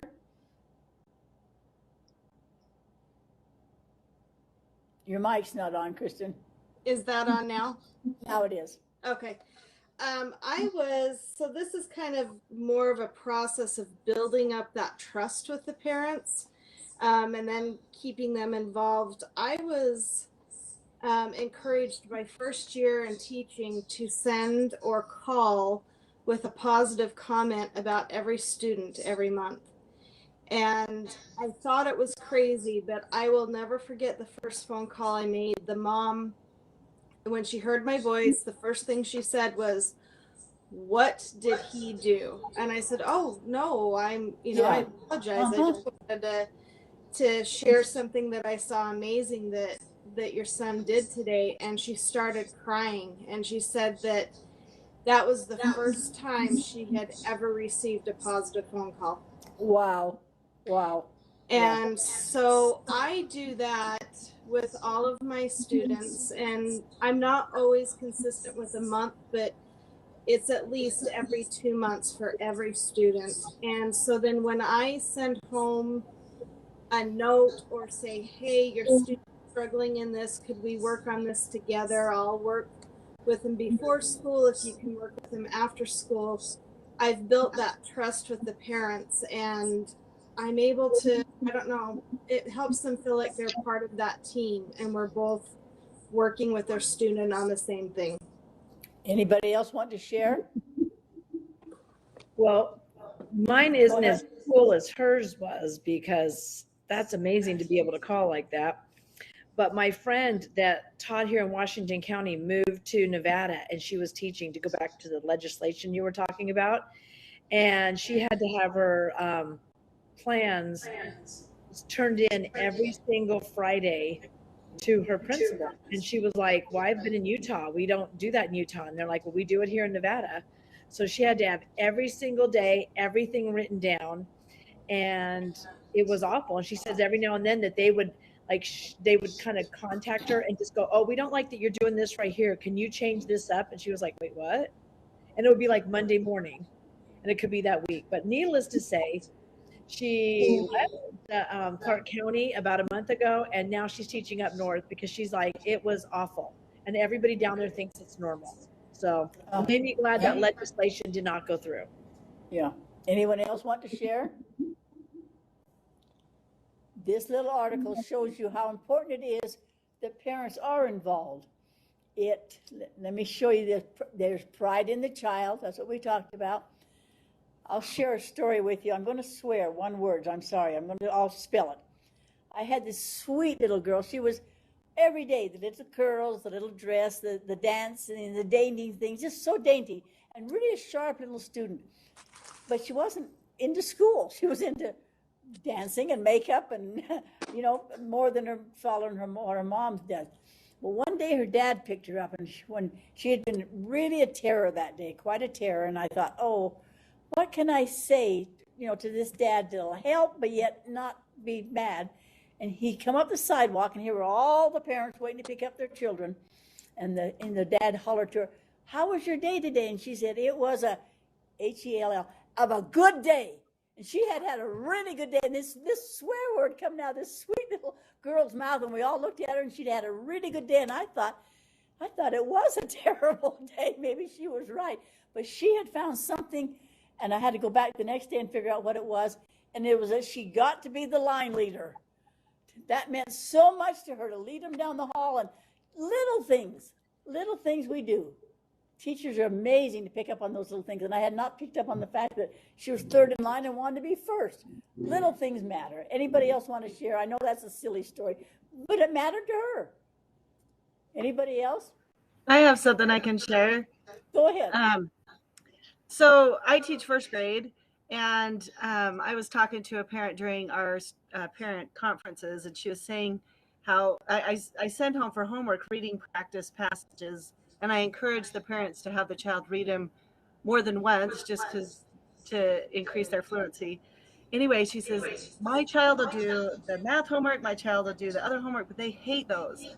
And I says, well, it's because they're probably unfamiliar with them. And I said, it's okay if you read with them, read it with her the first time, you know, and anyway, and I said, find the words that she doesn't know, help her get familiar with it. And then the second time it's going to be easier. And the third time it's going to go even better. And anyway, so, and then I also talked to the daughter, and I just told her, I said, you got to quit fighting your mom on those. Do you want to become a better reader? And she's like, yeah, I do. And I said, then it takes practice. It takes a little bit of effort. And then she also was saying she was having a hard time finding time to read with her. And I said, you know what? Worked with my daughter when she was little. I would have her read to me while I fixed her hair. You know, I said, it was just, she could read. I could see over her shoulders. I could fix her hair. And anyway, it worked. Well, I think it was only a month or two later, she picked up her daughter, and I said, I want to show you something. And her daughter had gone from like 6 words a minute to like 57 words a minute in like 6 weeks.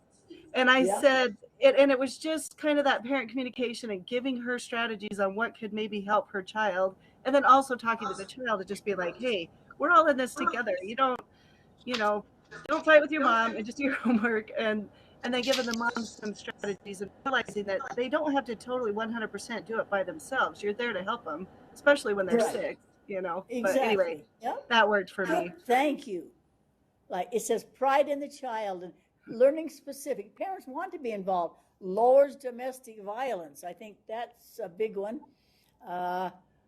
Stronger sense of self. Communication. Delinquency falls. It builds an appreciation of others, increases their personal motivation, expands the networking. You're talking to parents, access to resources. There's so many rewards of involving the parents, especially tonight when we're talking about from birth to 5. Maybe you can help people in your community. Are you reading to your child? Start early, send home handouts with other children so that we can help the parents. Anybody else want to share? Thank you. That's a good idea. It's just a handout there to just remind you. And of course, as we're talking about birth to 5, remember their development stages. There are so much on the internet you could find. Milestones that they should hit at every different age, no matter what, no matter how old they are, what they should do in speech and vision and social and motor skills. Sometimes parents aren't aware of these things. For one summer, I had a young baby, so I taught the Young Mothers program at that time. It was girls from high school who were expecting and couldn't go to school, so they came with me. And they knew more about how to fancy up their trucks and fancy up their makeup. They knew nothing about raising this baby or what the stages would be or how to help them. They hadn't even thought about it. And so we went over a lot of these things. Check to see if your child is doing some of these things at these handouts. And they had never thought to look it up. They were more interested in how their truck looked or their makeup. So we need to help parents. And I know that's extra for you as teachers, but some schools have parent meetings where they come and make and take or learn strategies, or just don't assume the parents know how. Parents want to help, and some of them either don't have time. In Las Vegas, this is the extreme now. They do school at night because so many parents work in the casinos. And so a lot of the students, the older students, come to school in the evening, either get help or extra help, or the whole day is at night. So that's just something extreme. Okay, it's 6:27. I told you every hour we take a 10-minute break, so you can count on that in case you need to make a phone call or somebody needs to call you. It's 6:27, so see you back in 10 minutes. Stretch, have a drink. See you back in 10 minutes.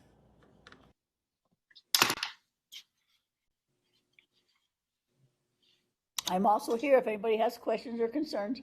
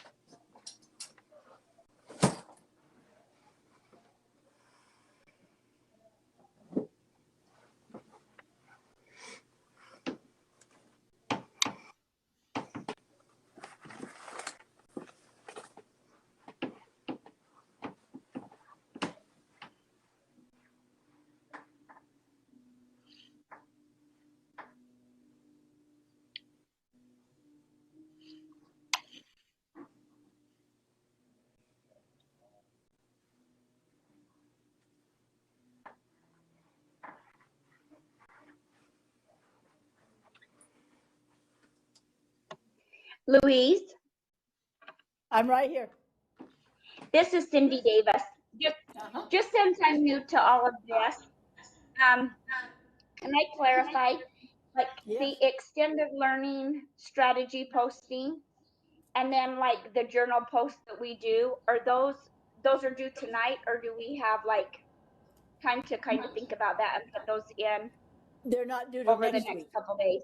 Yeah, they're not due. The posting is due every week at the end of next week. You have the whole week to do it. The extended learning is when you find a strategy that you want to share with us. Is any time between now and the next 6 weeks. So where it says 6 classes at 50 points each, do we need to post one each week? No. Just one. One's enough.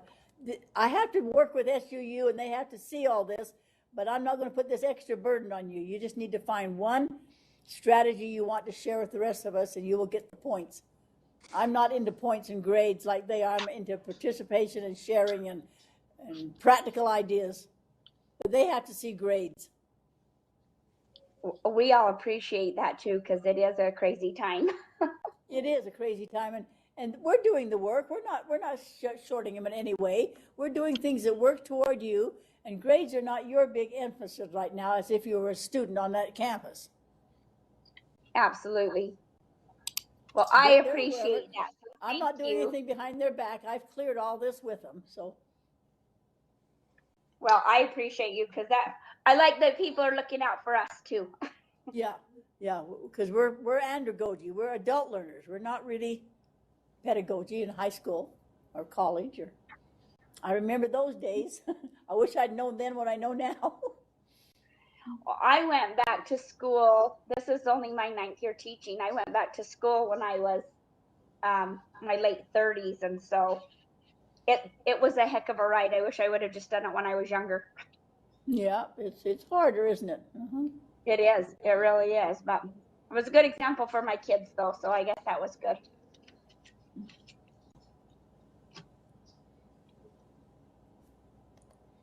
You have 3 more minutes on your break. Now, did we just, I'm sorry, this is Paula Hyatt again, asking another question. Go ahead, Paula. Ask questions so you can catch up with what we're doing. Yeah, most of these people have been in these classes already. 5 or 6 classes, they know each other. So speak up, Paula. I just need to make sure I'm posting in the right place. Should I do it through grades or? No, I'll show you where. Let me go back to this and let me show you right now why it's on your mind. What you will do is go to discussions. See where I am on discussions right here? Okay, when you pull up discussions, let me get rid of this one. I don't need this big one on the top. It will say Class 1, April 13th, please post your discussion. You'll go right there and it says, this class is entitled, so please post a short summary of an idea, a strategy, an article, a question, or anything you want to share. Something you found interesting, had a concern about, tried, found useful, not useful. So right here is where you post. Okay. And other people can share back with you saying, I like that idea, or have you tried this or something. That's where you post. Clear that up? Where do we post the extended learning and the article? Okay. If you go back to this where it says discussions, after it says discussion, it'll go to that. But let me go down to the bottom and go up so I show you each one of them. Class 1 tonight, Class 2, Class 3, Class 4, Class 5, Class 6. Then, April 13th, if you want to put the strategy in there, your extended learning there if you want to, or not, you can do it the 20th, or you can do it the 27th, or you can do it May 4th, May 11th, or May 18th. You can choose one of those to put your extended learning in one of those. Make sense? Thank you. Yes, thank you. Good. Ask questions. Don't be afraid of us. They're all good people out there. I don't know about Jesse sometimes, but That's a fair analysis. I love teasing you. I'll bet you're a wonderful high school teacher. I tend to think so. All right, I have 6:30. Let's go back to our agenda. First of all, I want to show you this little picture. Oh, no, first I didn't. First, I wanted to show you over here. Let me go down the syllabus, down the agenda. All right, we've been talking about some kind of general things right now. We've been talking about andragogy and pedagogy and strategies and what literacy is, and we looked up what literacy might be. Now, if you were in your classroom, we're going to do this just verbally, not written down, but to end that little discussion you had about literacy, a strategy is KWLA. What do you know? What do you want to know? What did you learn? How are you going to apply it?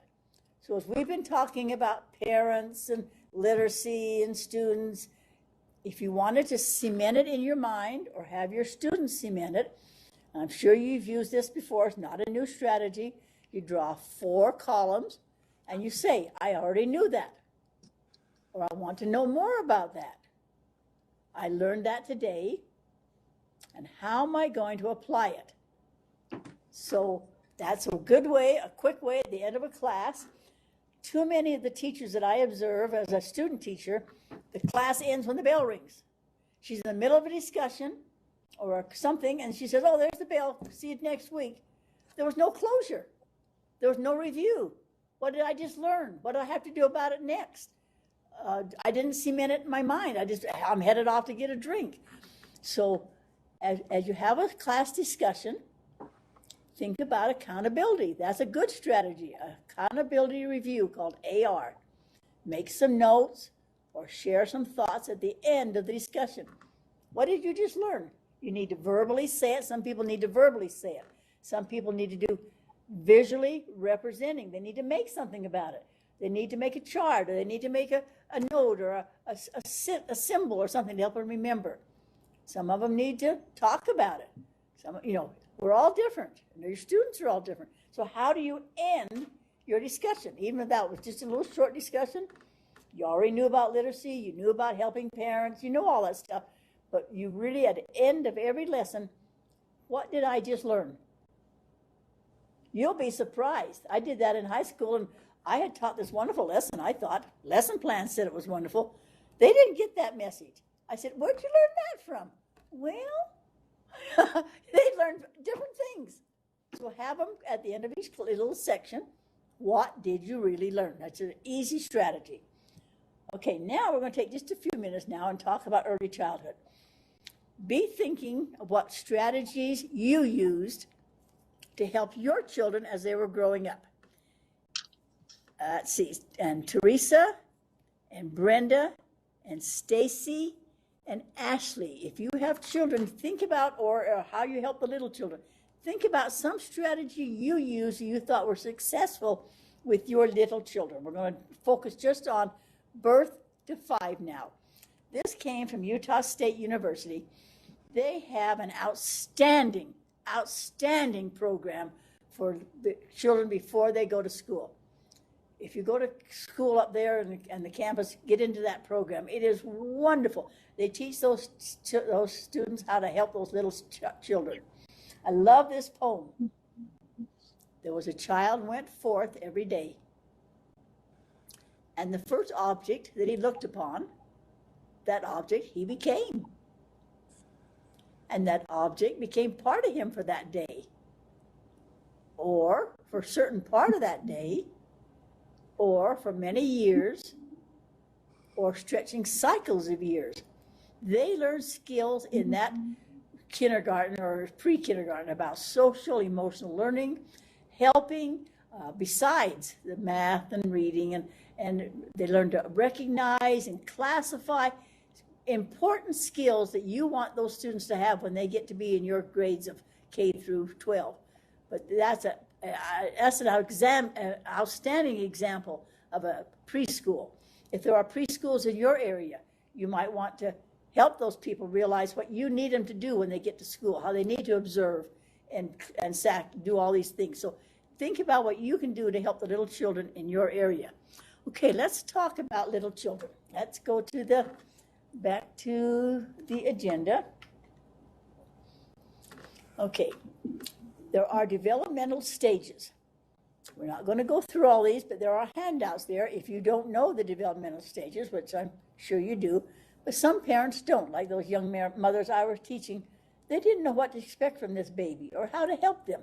They were trying and they cared, and that was important. There's a handout called Literacy from Parent to Child. There's one here that's a little bit controversial for baby. The more languages, the better. We think, oh, I'm an adult now. I can pick up Spanish, Korean. I can learn to speak German. They say the best time to learn is when you're young, like a baby. Teach your baby languages when they're little. I didn't do that. I didn't know to do that. I didn't even think about doing that. So some parents might like to do that. There's a handout you will find, what babies need. The great rewards of parent involvement. We just looked at that one. How powerful praise is. I've talked to many, many parents, especially dads, where we live in a farming area and they're rough and tough and outdoor people, but they would criticize everything. Well, if you'd done it this way or my way, but praise is a lot more powerful. So this is something to think about. How important it is to read to your baby. There's some childhood steps. Not every parent's aware that their child is not up to, and they might need some help early to catch autism or the things they can help with early on. There are some parent helps for developing a literate environment. Some of these make great handouts to send home to parents or other things that you find just to suggest to your parents, read 5 minutes tonight or when you're having your discussion, when you're cooking, and help them know what to do. A lot of them do know, but a lot of them need some help. Principles and guidelines, there's another handout there. And there's a summary of early childhood. And in a few minutes, we're going to see a little short DVD called Why Early Childhood Really Matters. People think, oh, they're just babies. And even play is important. I am so against the kindergarten not having any play at all because Vygotsky and all these people say they learn so much through play. After the child turns 5 or 6 and enters schools, the teacher becomes a crucial element in his education. So let's look at the skills that might be needed.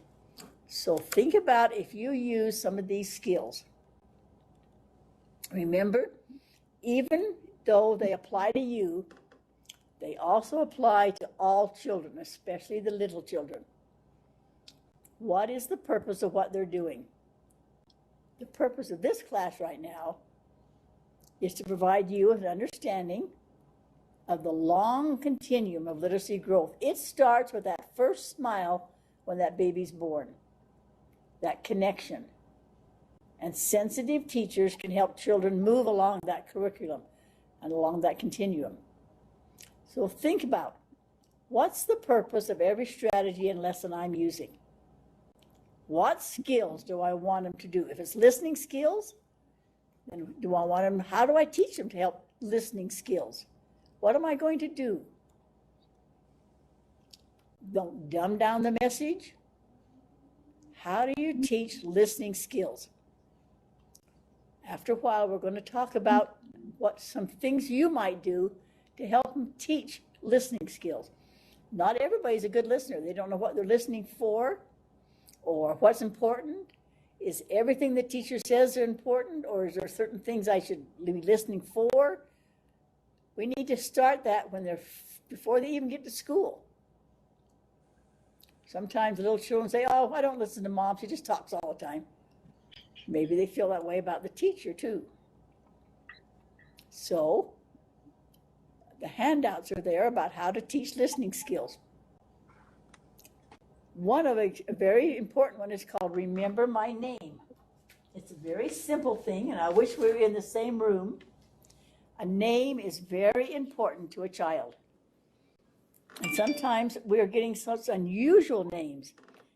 Today on the internet, I found a lady that has 12 children, and every one of her little 12 children have an EX in their name. Made up names, I'm not even sure how to pronounce them, but it's important to that child that you know their name. If we were here today, we would stand in a circle and do this. And you have to say my name, you say your name and the person next to you. Then they have to repeat that all the names along. It teaches them repetition. It teaches belonging. A very, very simple skill. Even works in the high school. And sometimes I've had some boys come up and say, thank you. I wanted to know that girl with the blonde hair, what her name was. But that was a good way. I didn't have to ask her. But simple things. Stand in a circle and repeat names. A name is so important to students. Help them remember that.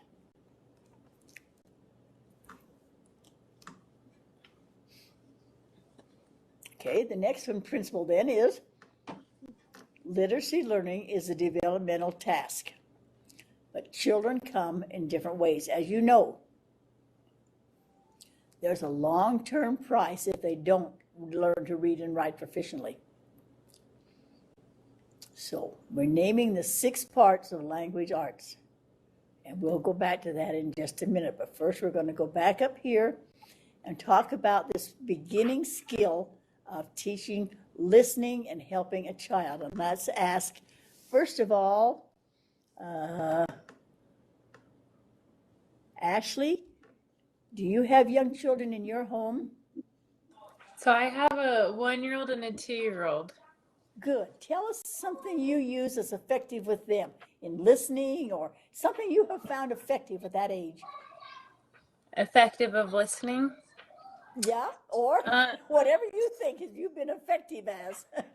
I think a big thing, at least for my 2-year-old, is he loves to talk and tell stories. So like me showing him that I'm listening to him. That's a good one. Yeah, parents don't listen. Right, they're doing the dishes and they don't listen. That's a good one. Keep going. And we've, like in the last couple months, I've just started turning off like the radio and things like that. Because in the car, I've noticed like that's his time. He likes to talk to me and tell me all sorts of things. And so I just think it's important for me to be able to listen to him and understand what I say, and so that he'll listen to me. He also tells me, a lot if he can't understand what I'm saying. So, or like what I'm saying. So I feel like he does listen, but I don't know. Good, and that's a real good opportunity to teach environmental print as you walk by McDonald's. What's that big letter? And yeah, good for you, Ashley. Great. What about Brenda?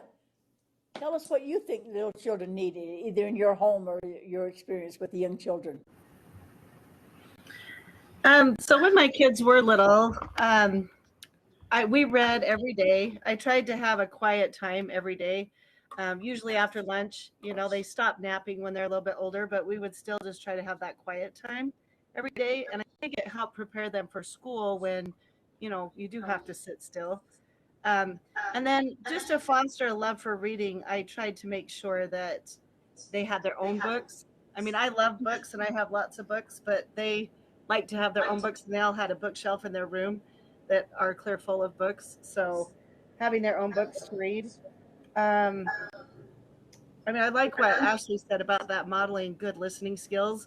I think you have to have that time of day when, they do come home from school or whatever, that you set aside everything you're doing and really listen to what they've been doing and let them tell you about their day and their experiences. I think that's important. Yeah. You learn a lot of little things, don't you?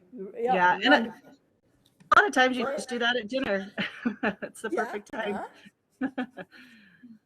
Teresa, what can you share with us? So after I read a book with my daughter, a lot of times we'll talk about what happened in the book, and I'll ask her some comprehension questions just to check if she was listening. And it helps her to pay attention more because she knows we're going to have that talk after the book. How old is she? She's in 1st grade. So good. Yeah. Thank you. And Stacy, what can you share with us? Well, my littles have long gone, and I have a 7th grandbaby on Saturday. So, but to talk about listening, I think it's exactly what everyone has already talked about here. I think littles don't feel like they're being listened to. So for me, it was always a great place to be in the car, because I had 5 kids. I was always in the car. And it drove my kid that's now like 24 crazy, because he would say, we get in the car and Mom would ask us questions and we had to talk, Well, because you can't leave. And nowadays they've got so many devices. I don't know how all of you are going to deal with that. But I really do think it makes such a huge difference that they even feel important. I mean, my first instant reaction when you asked me was, since I don't have littles at home anymore, oh, what do I do in my classroom? But those are 7 and 8 year olds, so doesn't fit in the category. Yep. Well, you can start with that grandbaby. Anyone else want to share what they did with their little ones? Louise, this is Cindy. I've got my 2 little grandbabies running around my house right now, but I just keep thinking about the modeling. My little grandson that's 2 years old, I just have to keep harping on my husband that he better make sure that he's doing everything just right, because that little guy will copy every single thing he does. They pick up the vocabulary and the actions of everybody around them. So I think it's important that they're seeing good role models. I do too, yeah. When mine were growing up, I had one of them say, I don't ever see Daddy read, I see him watch football. Yeah, and I mentioned that to him. He said, well, that's probably right. I read at night when he's in bed. He doesn't even know I do. So, yeah, anybody else want to share? Okay, let's go down to our next section then. The next section right here is the principle. The name those 6 parts of language arts again. Who can do that for us? Amy, can you do it? Can you name R, W, L, S, V, and VR? Help her out if she can. Amy, what does the R stand for? Okay, I'm going to need help. Reading, writing, listening. Listening. What's the next one? The guys are back.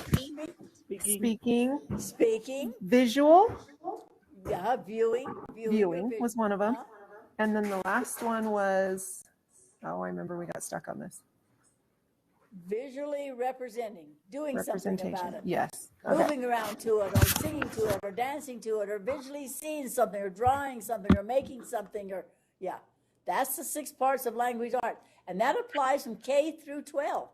How many high school teachers, Jesse and whoever else is high school, how many do all of those? Yeah, that's a lot. Comment, Jesse? No. So I use basically every single one of those in my lessons every day. Is anybody else high school that's out there? Yeah, good for you. Good. Because teachers have the responsibility to provide comprehensible input.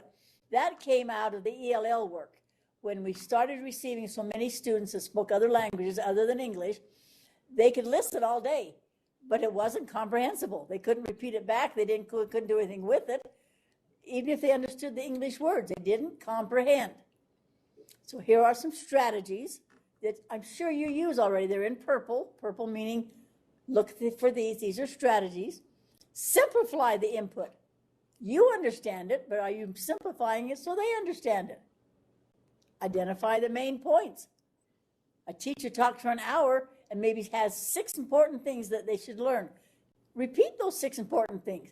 These are the 6 important things you're supposed to remember now for life or your test or for something.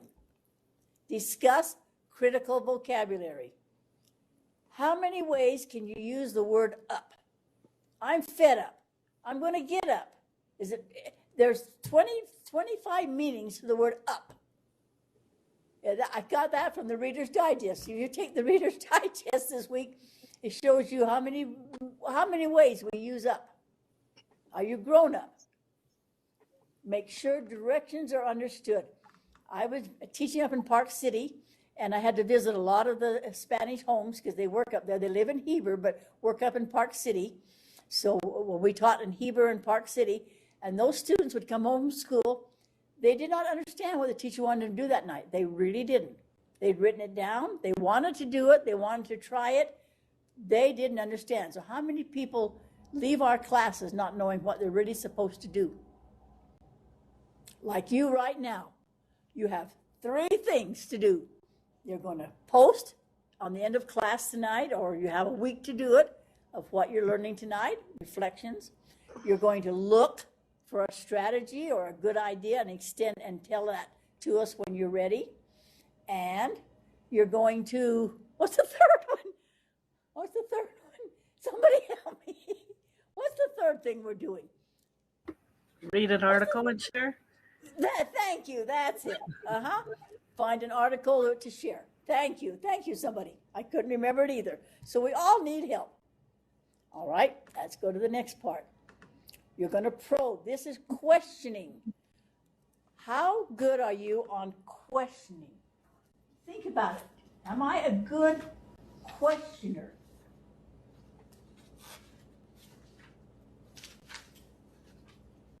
When you get to your canvas, you will find an article called The Techniques in Teaching Listening Skills. You'll find a handout called Questioning, some ideas. You will find another handout called Thinking Skills. And it's a 2-pager on how to teach thinking skills. No, it's a 3-pager. So you will find these articles that I have taken out of other magazines, other texts that you don't need to buy. I don't think you need to buy all these books. And then you'll also find one called Summarizing, Note-Taking, and Graphic Organizers. And you'll also find a handout called How to Teach Listening Skills. All those handouts are there tonight so that you can read them through the week. So you'll find them all there. Okay, so probing. Think about yourself. What questions did the students have about my lesson? Did I help them gain content and language? What needed clarification? These are things for you to think about for yourself. I especially like the last one right there, just above the red handouts, right here. Can I tell by looking at the students if they're getting it or just confused, bored, or are they interested? Look at them, visually representing. Look at those students. Are they looking at you, participating? Can you tell by their eyes, are they listening to you? You are experienced teachers, so you can reflect in action if things are going right for you. The demonstration teachers, or student teachers, they used to call them, they just keep on going. They're not really quite sure that they have the attention or they have the right skills. They haven't learned it yet, but you have. And you can tell if your lessons are going over or not. So take time and reflect on your own action. Am I being a great teacher? Am I giving them time to think? And then remember, the next one was ponder. Think about now, did I give every child a learning opportunity to match his ability and to match his interest? What am I doing effectively? Where do I need guidance? There are helps in your school. Don't be afraid to ask for the literacy coach to come and help you. Who was it that said they were a literacy coach? Speak up again. Who just said that? I thought one of you said you were a literacy coach. It's Amy. Oh, Amy, tell us what your job is then. Sorry, one more time. Tell us what your job is, how you help teachers. Okay, so I'm a learning coach. So all of our elementary schools here have learning coaches. And my job is to work with the EYE teachers, the new teachers, and also the veteran teachers, and help them observe, do lessons in their classrooms, RISE testing, progress monitoring, making sure all that stuff's getting done, help where needed. Wonderful. So there's questions to ask yourself there, and where do I find help if I need help? The next one is participate. How do I have my students participate? Do they really, is it non-threatening? Is it safe? Do I use various different groupings? Do I expect and give adequate time for participation? Do I discuss topics with my colleagues? Do I research? Do I attend professional training? Will I try various strategies? There's a lot of handouts and a lot of strategies we're going to be trying. Give it a try. Maybe you've never done that before and it'll be effective, or maybe it won't. And then remember, how do I present? How do I present to my students? Especially hard on the computer right now. Especially hard on the computer because we don't have the eye-to-eye contact. We don't have the closeness. We don't have the feelings. We don't know each other as well. But what can I do that might help me? And then how do I put all this into practice? And what do I want my student to do? Ask yourself, www. How am I going to apply this material, or the student? What am I going to do with the information I know now? When am I going to do it? Why am I going to do it? Who will be involved? And where will I use it? And that goes with your students too, putting things into practice. So your assignment for the week now to read over these handouts and consider these 7 standards. Do you use these 7 P standards? I'll bet you use them so much more than you even think you do. There's so much there. Next week, we'll be looking at grades K through 2. We're going to be covering topics of beginning to read and write, and consider which programs you use the best, and how do you feel about retention? What are the stages of spelling and reading? There's a lot of money this year went into full-time kindergarten. Are you for kindergarten full-time or not? If you're really into the research of why we do things, then read the National Reading Panel. It can be downloaded from that website right there that tells where the website is to read about the summary of the National Reading Panel. What did they come up with? We'll be looking at a lot of reading next week because a lot of the teachers, especially like Jessie, who will say, I'm not a reading teacher. You're expecting too much out of me. I'm not a reading teacher. What do I do? This is a great book. It's called Strategies for Literacy Instruction in the Content Areas. But we all teach content areas. So this is a great book I found written by a lady who'd been through the war, didn't know a lot of the strategies. But I really like this book. I'm not a reading teacher, so why do I have to do all this? Because really, we're all reading teachers, and we're all content teachers. And this applies to all of us. Comments, questions right now? Okay, they want us to see this small video. It only goes, I think, 10 minutes. Why early childhood matters. Sometimes we think it doesn't. Oh, they're having so much fun. They're playing around, and they're just doing fine. But do we really do what we need to do with the little children? So let me see if I can work it in their system. Let me see if I can get it in their system. I don't know. Let's take a 5-minute break, please, because I have to work out their new system to show this video. May or may not be possible, so I'll try it. So I'll see you in 5 minutes while I figure out how to make this work. Comments, questions? Okay, let me turn this off a minute and see if I can get this to work, where it plugs in at.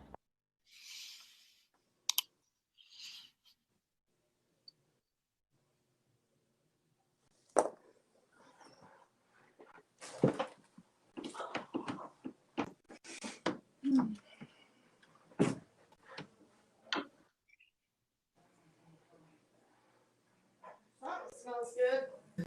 They have put a new system in here, and I'm not sure it's going to work with this new system. Make sure the PC is connected.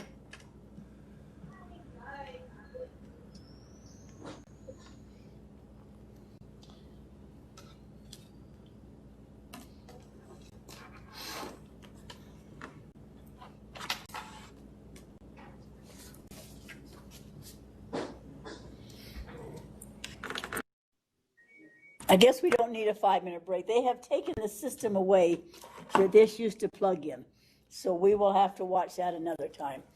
Let's go back to our modulars and see what else is on our agenda. And if we're finished, we're finished. So go down it and make sure.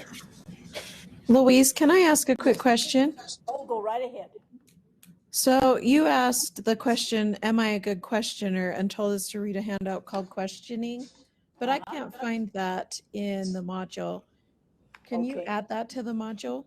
I certainly can. Thank you. I thought they were all there. Let me go through and see. Let me I go maybe down. couldn't find thinking skills either. Yeah, we have the 7 P's of learning: pedagogy, andragogy, what literacy is, becoming literate, literacy, literacy, literacy. Let me keep going down here. Let's see, early literacy, great rewards, child development, parent helps. There's all the parent ones, history of literacy. They're right down here at the bottom. If you keep coming down this agenda here, the canvas, are you on the same place I am? Yeah. Okay. Can you see where I am at, where it says early childhood? Can you see that one? Can you see where I am right here? Yes. Okay, and then parent helps, parent to child, childhood stages, principles and guidelines, 10 cases of illiteracy, history of literacy, a learning pyramid, and here's a listening one right here. See that one? Uh-huh. And listening strategies, the techniques of teaching listening, summarizing note-taking, and the quiz. You're right, some of them did not load. Thank you. I'll put those on when I get home. I can't do it here because they don't have the stuff. I will put on the ones that didn't. Thank you for mentioning thanks. that. The last one, the last handout right here is our textbook. And all it is ideas for you. Maybe it'll have one idea that you've never thought about before. It's called Literacy Skills and Strategies for Content Area Teachers. And I think they ask a ridiculous price, so I got permission to copy it because it's 10 years old. It's not brand new, so they didn't care if I copied it. So I'm legal. So let me go through it and bring it up. And here is a table of contents. Activating prior knowledge, a whole bunch of strategies explaining, maybe you'll find one you've never tried. Questioning strategies, summarizing, note-taking, text structures, a whole bunch of thinking strategies, math strategies, meaning words. I copied the whole book for you so that you can try some of these strategies that maybe you've never used before. So I'll bet it will be in here. I'll bet you'll find it in here. So there's all these ideas for you to look through over the weeks and find one maybe that you'd like to try that you've never tried before that might help you. Comments, questions? Okay, let's take our little break. It's 7:12. Take a 10-minute break, come back, and we'll sum up and send you home by 7:30. Does that sound good to everybody? Anybody object to going home at 7:30? Okay, see you in 10 minutes. Take a little break, and then we'll sum up like one of the strategy is to sum up at the end, and then we'll go home early tonight. Thank you. Take a break.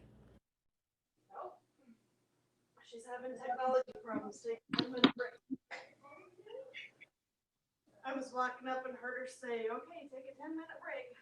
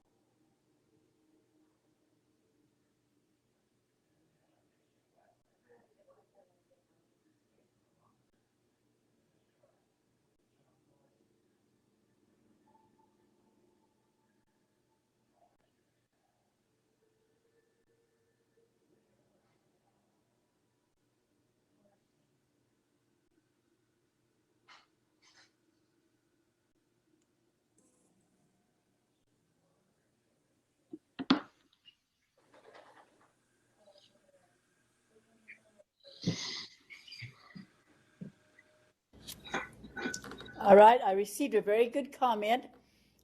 It said that you can now, if you want to, take time and summarize what you learned tonight by going right here to class 1. See where everybody says class 1. It's open now that you can summarize what you learned tonight, what you didn't learn, or reflections, whatever you want to do. It's open. One lady asked where the article critique is. I didn't post it yet because I didn't think anybody would have an article ready on the very first night because you didn't know there was an assignment of an article critique, but it will be posted. So the things that are open the thing that is open right now is class 1 to summarize what you learned. It's a good time to take it right now and summarize. I learned this, I reflected on that, and you may start now if you want to.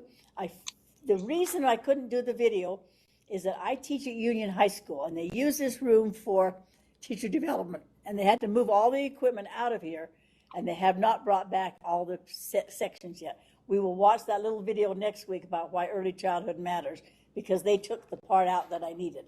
But any questions what we're doing now? You may go home if you'd like to. If you're tired, you may go home and do it through the week. If you want to do it now, the posting is open to post your assignment if you want to. Comments or questions? I'll be here until 7:30 if you need ask any questions. So you can go ahead and post right now if you want to, or if you're really tired, go home and rest. And we'll see you next week at 4:30, and everything's going to go smoothly. Everything. Knock on wood. Knock on wood.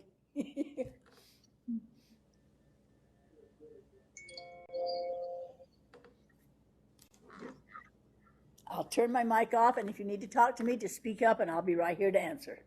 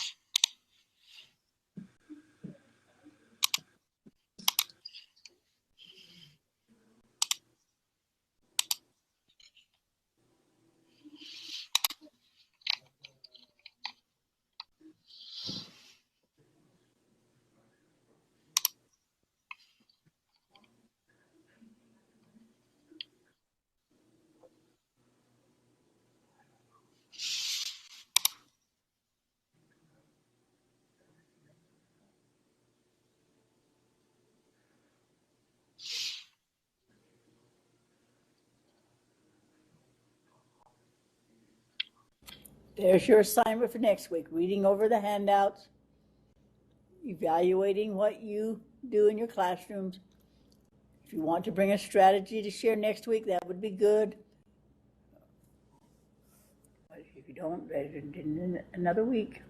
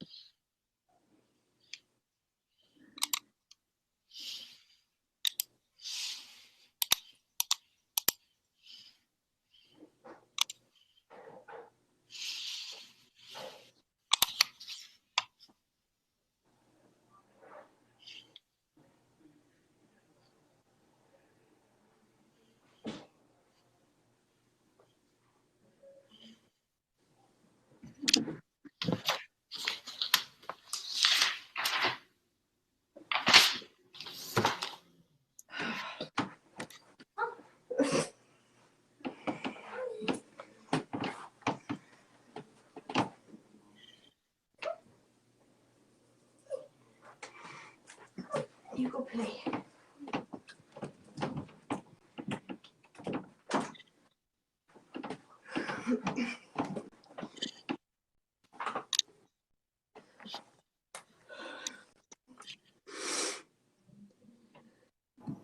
Hey, Louise, I have a question.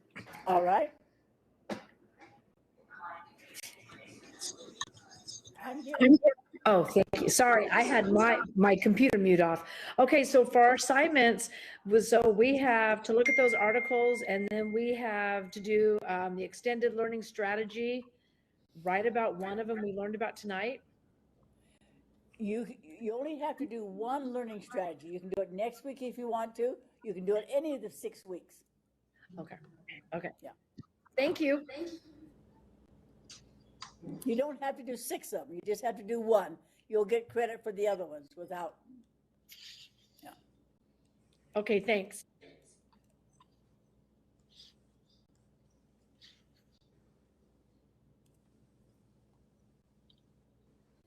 I kind of think you have enough to do at the end of the year. I tried to talk him into doing it in the fall, but it'd be better to get it over with now and get you onto your other last 2 classes.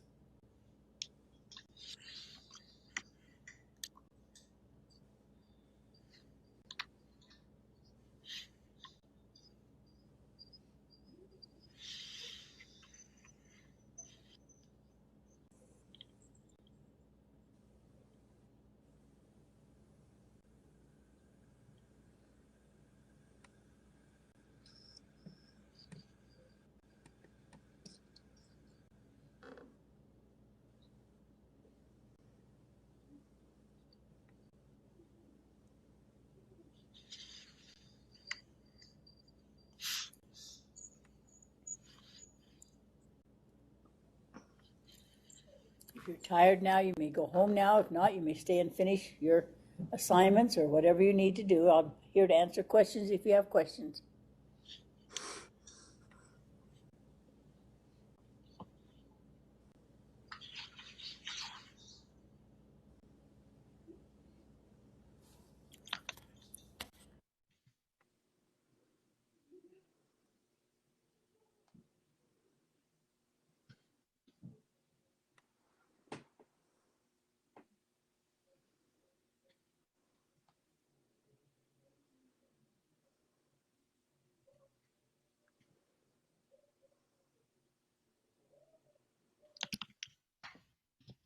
Paula, did you understand what we were doing tonight? Any questions, Paula, being new to the class?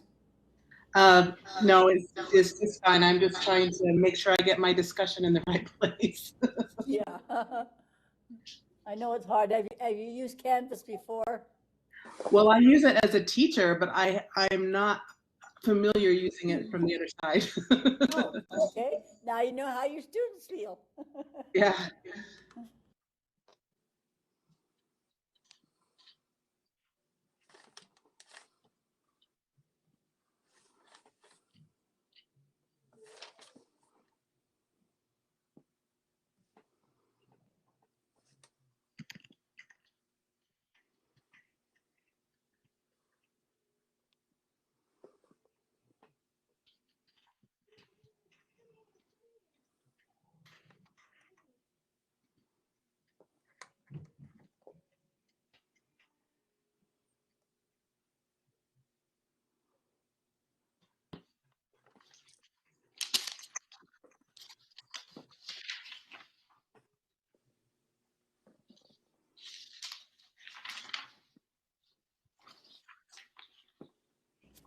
The class being called Instructional Implications. So look things over, look your handouts over.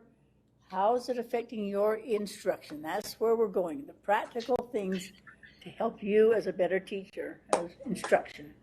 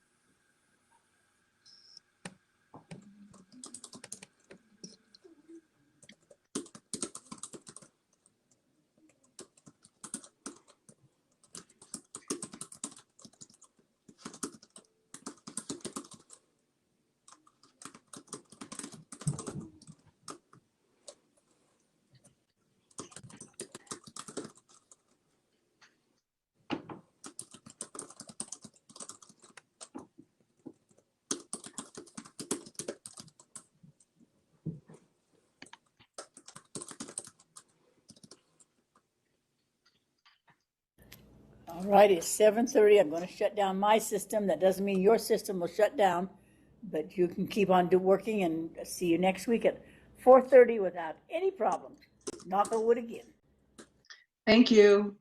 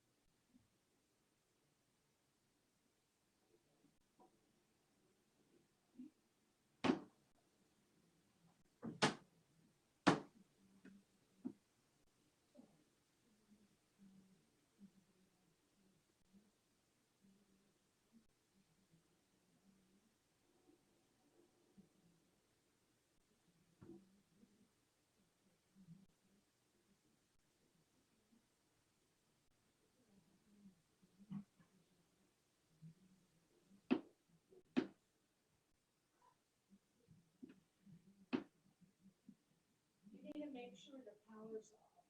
Okay, I'll take care of it. Yeah, everybody out. Shane, get the fuck out.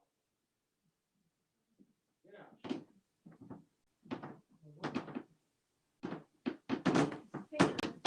So you can see over here.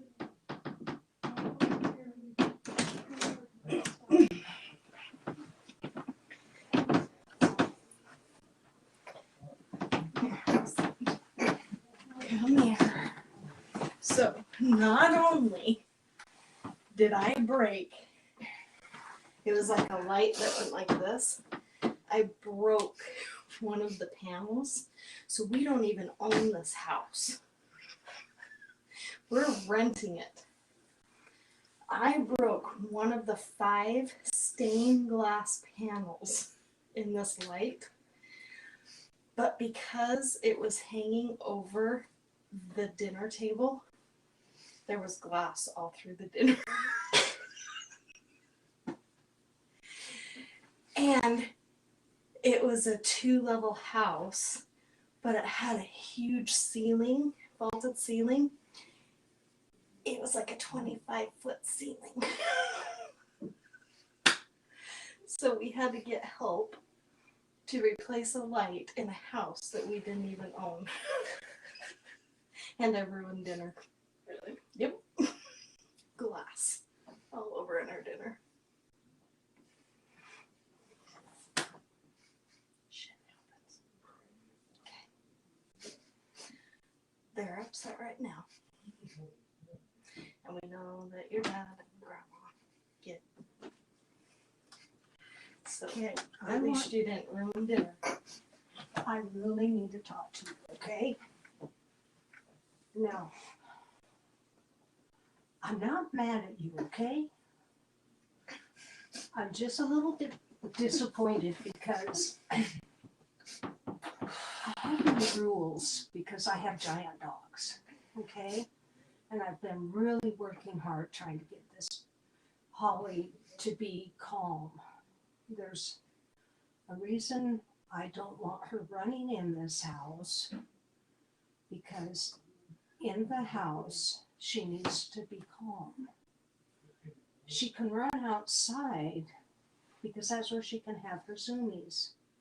And that's why I ask you to please don't run, because it's like, oh boy, if he can run, I can run. And I know you love running with her. She's your special friend. And I have no problem with that, Shane. I love you being with her. You understand that? You can spend all the time you want with her. But you have to understand she's a large dog and she's still a puppy.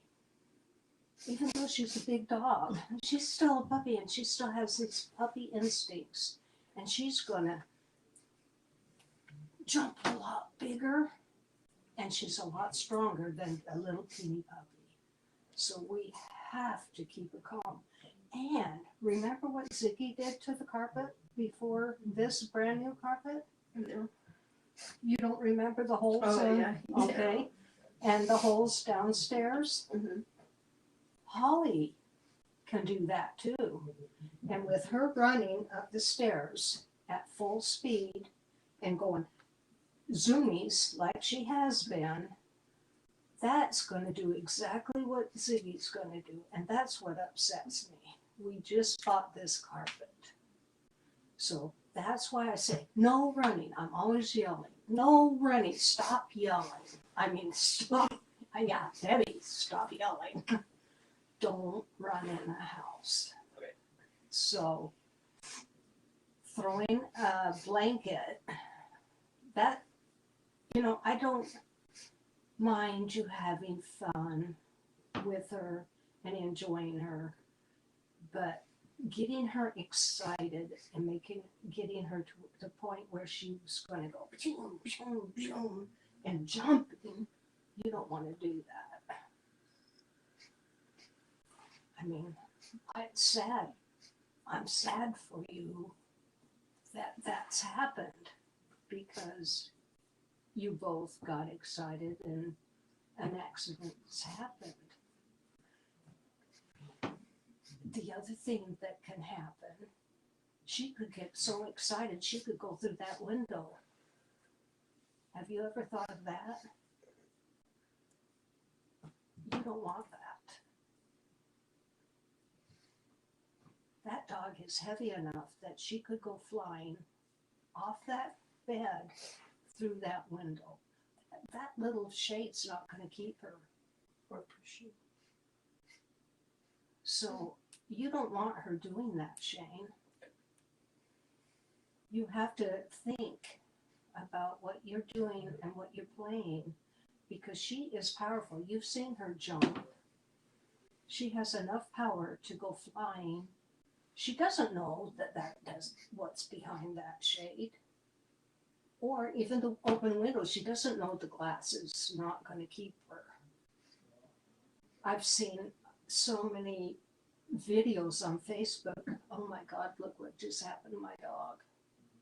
She went flying, or he went flying through the glass plate window. Please pray for my dog.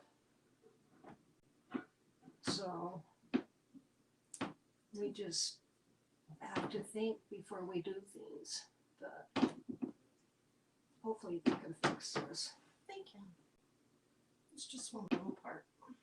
I told you that everything would be okay. Do you need a drink? Do you have practice tonight? Tomorrow's Thursday.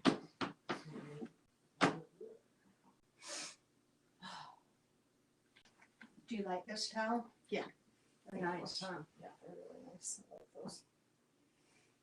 I just bought them. I had no more garments. I forgot to get my towel out. Your towel. When you I mean wash. the blanket thing. Oh, I put it in the dryer and folded it. Thank you. I just put it away.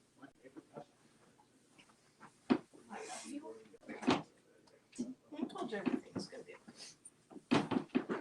And you didn't ruin dinner with glass. I mean, it was yours. How'd it go? It's kind of wobbled a little bit.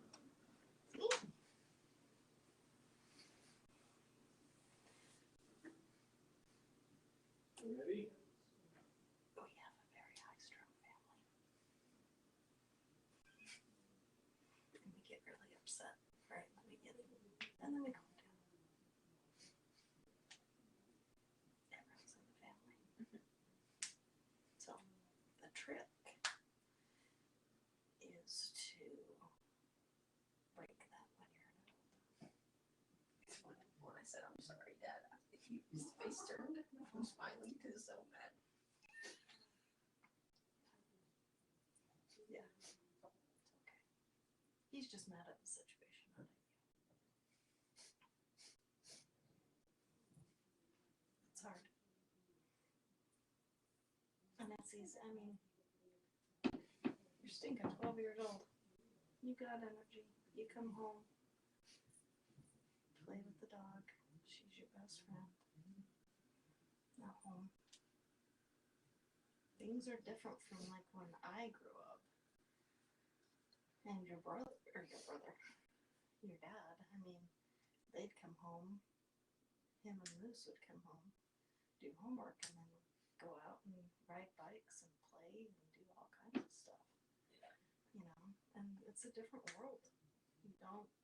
Kids don't do that much anymore. Especially in these bigger cities. You know? So, yeah. Playing with Holly is important to you. And that makes you feel close and you care for her. I get it. So, and it's hard to forget that you're 12 in a 15-year-old height body. Yeah.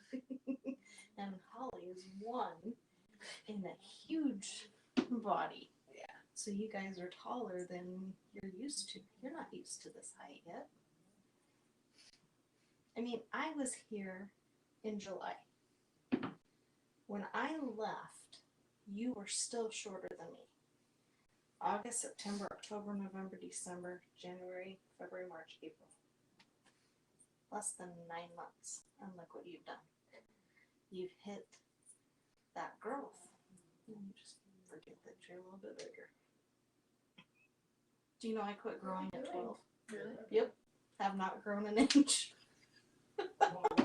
since I was 12.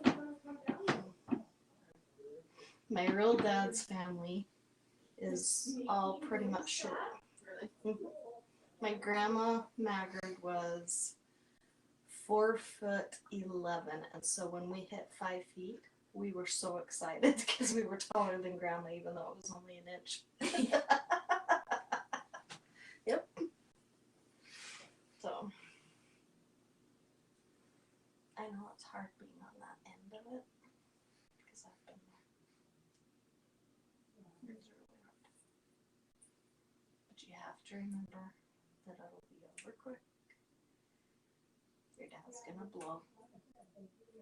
And then you just remember that he loves you. Or Grandma. Or Grandma. And if you're too upset, you just call me. Now that you have my cell phone. Yeah. How long have you had a phone? Since about the start of the school year. And I'm just finding out about it now at the end of the school year? Yeah. Punk? Not even cool. Do you know what came up on my phone? What? I don't even know where I put my phone. Pictures of when you came and stayed with us. Really? Mm-hmm. All in the backyard, and when we went on the on those hikes with the young women. I'm glad you're in baseball, but it makes me sad too because that means you don't have time to come out during the summer. Yeah. So we could take you up to the mountains, teach you to drive the Jeep. Do you realize you're going to be driving in 4 years? No. Yeah. 4 years. I was so short with my first car, well, second car, that I had to put sit on a pillow so I could reach the pedals. Because it was an old, long car. Really? Mm-hmm. Think your dad will let you drive this truck? No. No. My mom and dad Grandma and Grandpa, never let me drive any of their vehicles. Really? Mm-hmm. The only vehicle I've ever driven of theirs was a huge van because I was helping Grandma when she was doing a 100-mile bike race. And so she would ride her bike and I was like her tail, so if she needed anything, and then I would wait a certain amount of time and then reach her, and if she needed me she'd stop and we'd get stuff out of the van. Like refill her water or get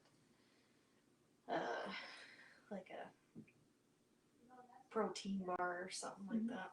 But yep, that's the only vehicle I've ever driven of theirs.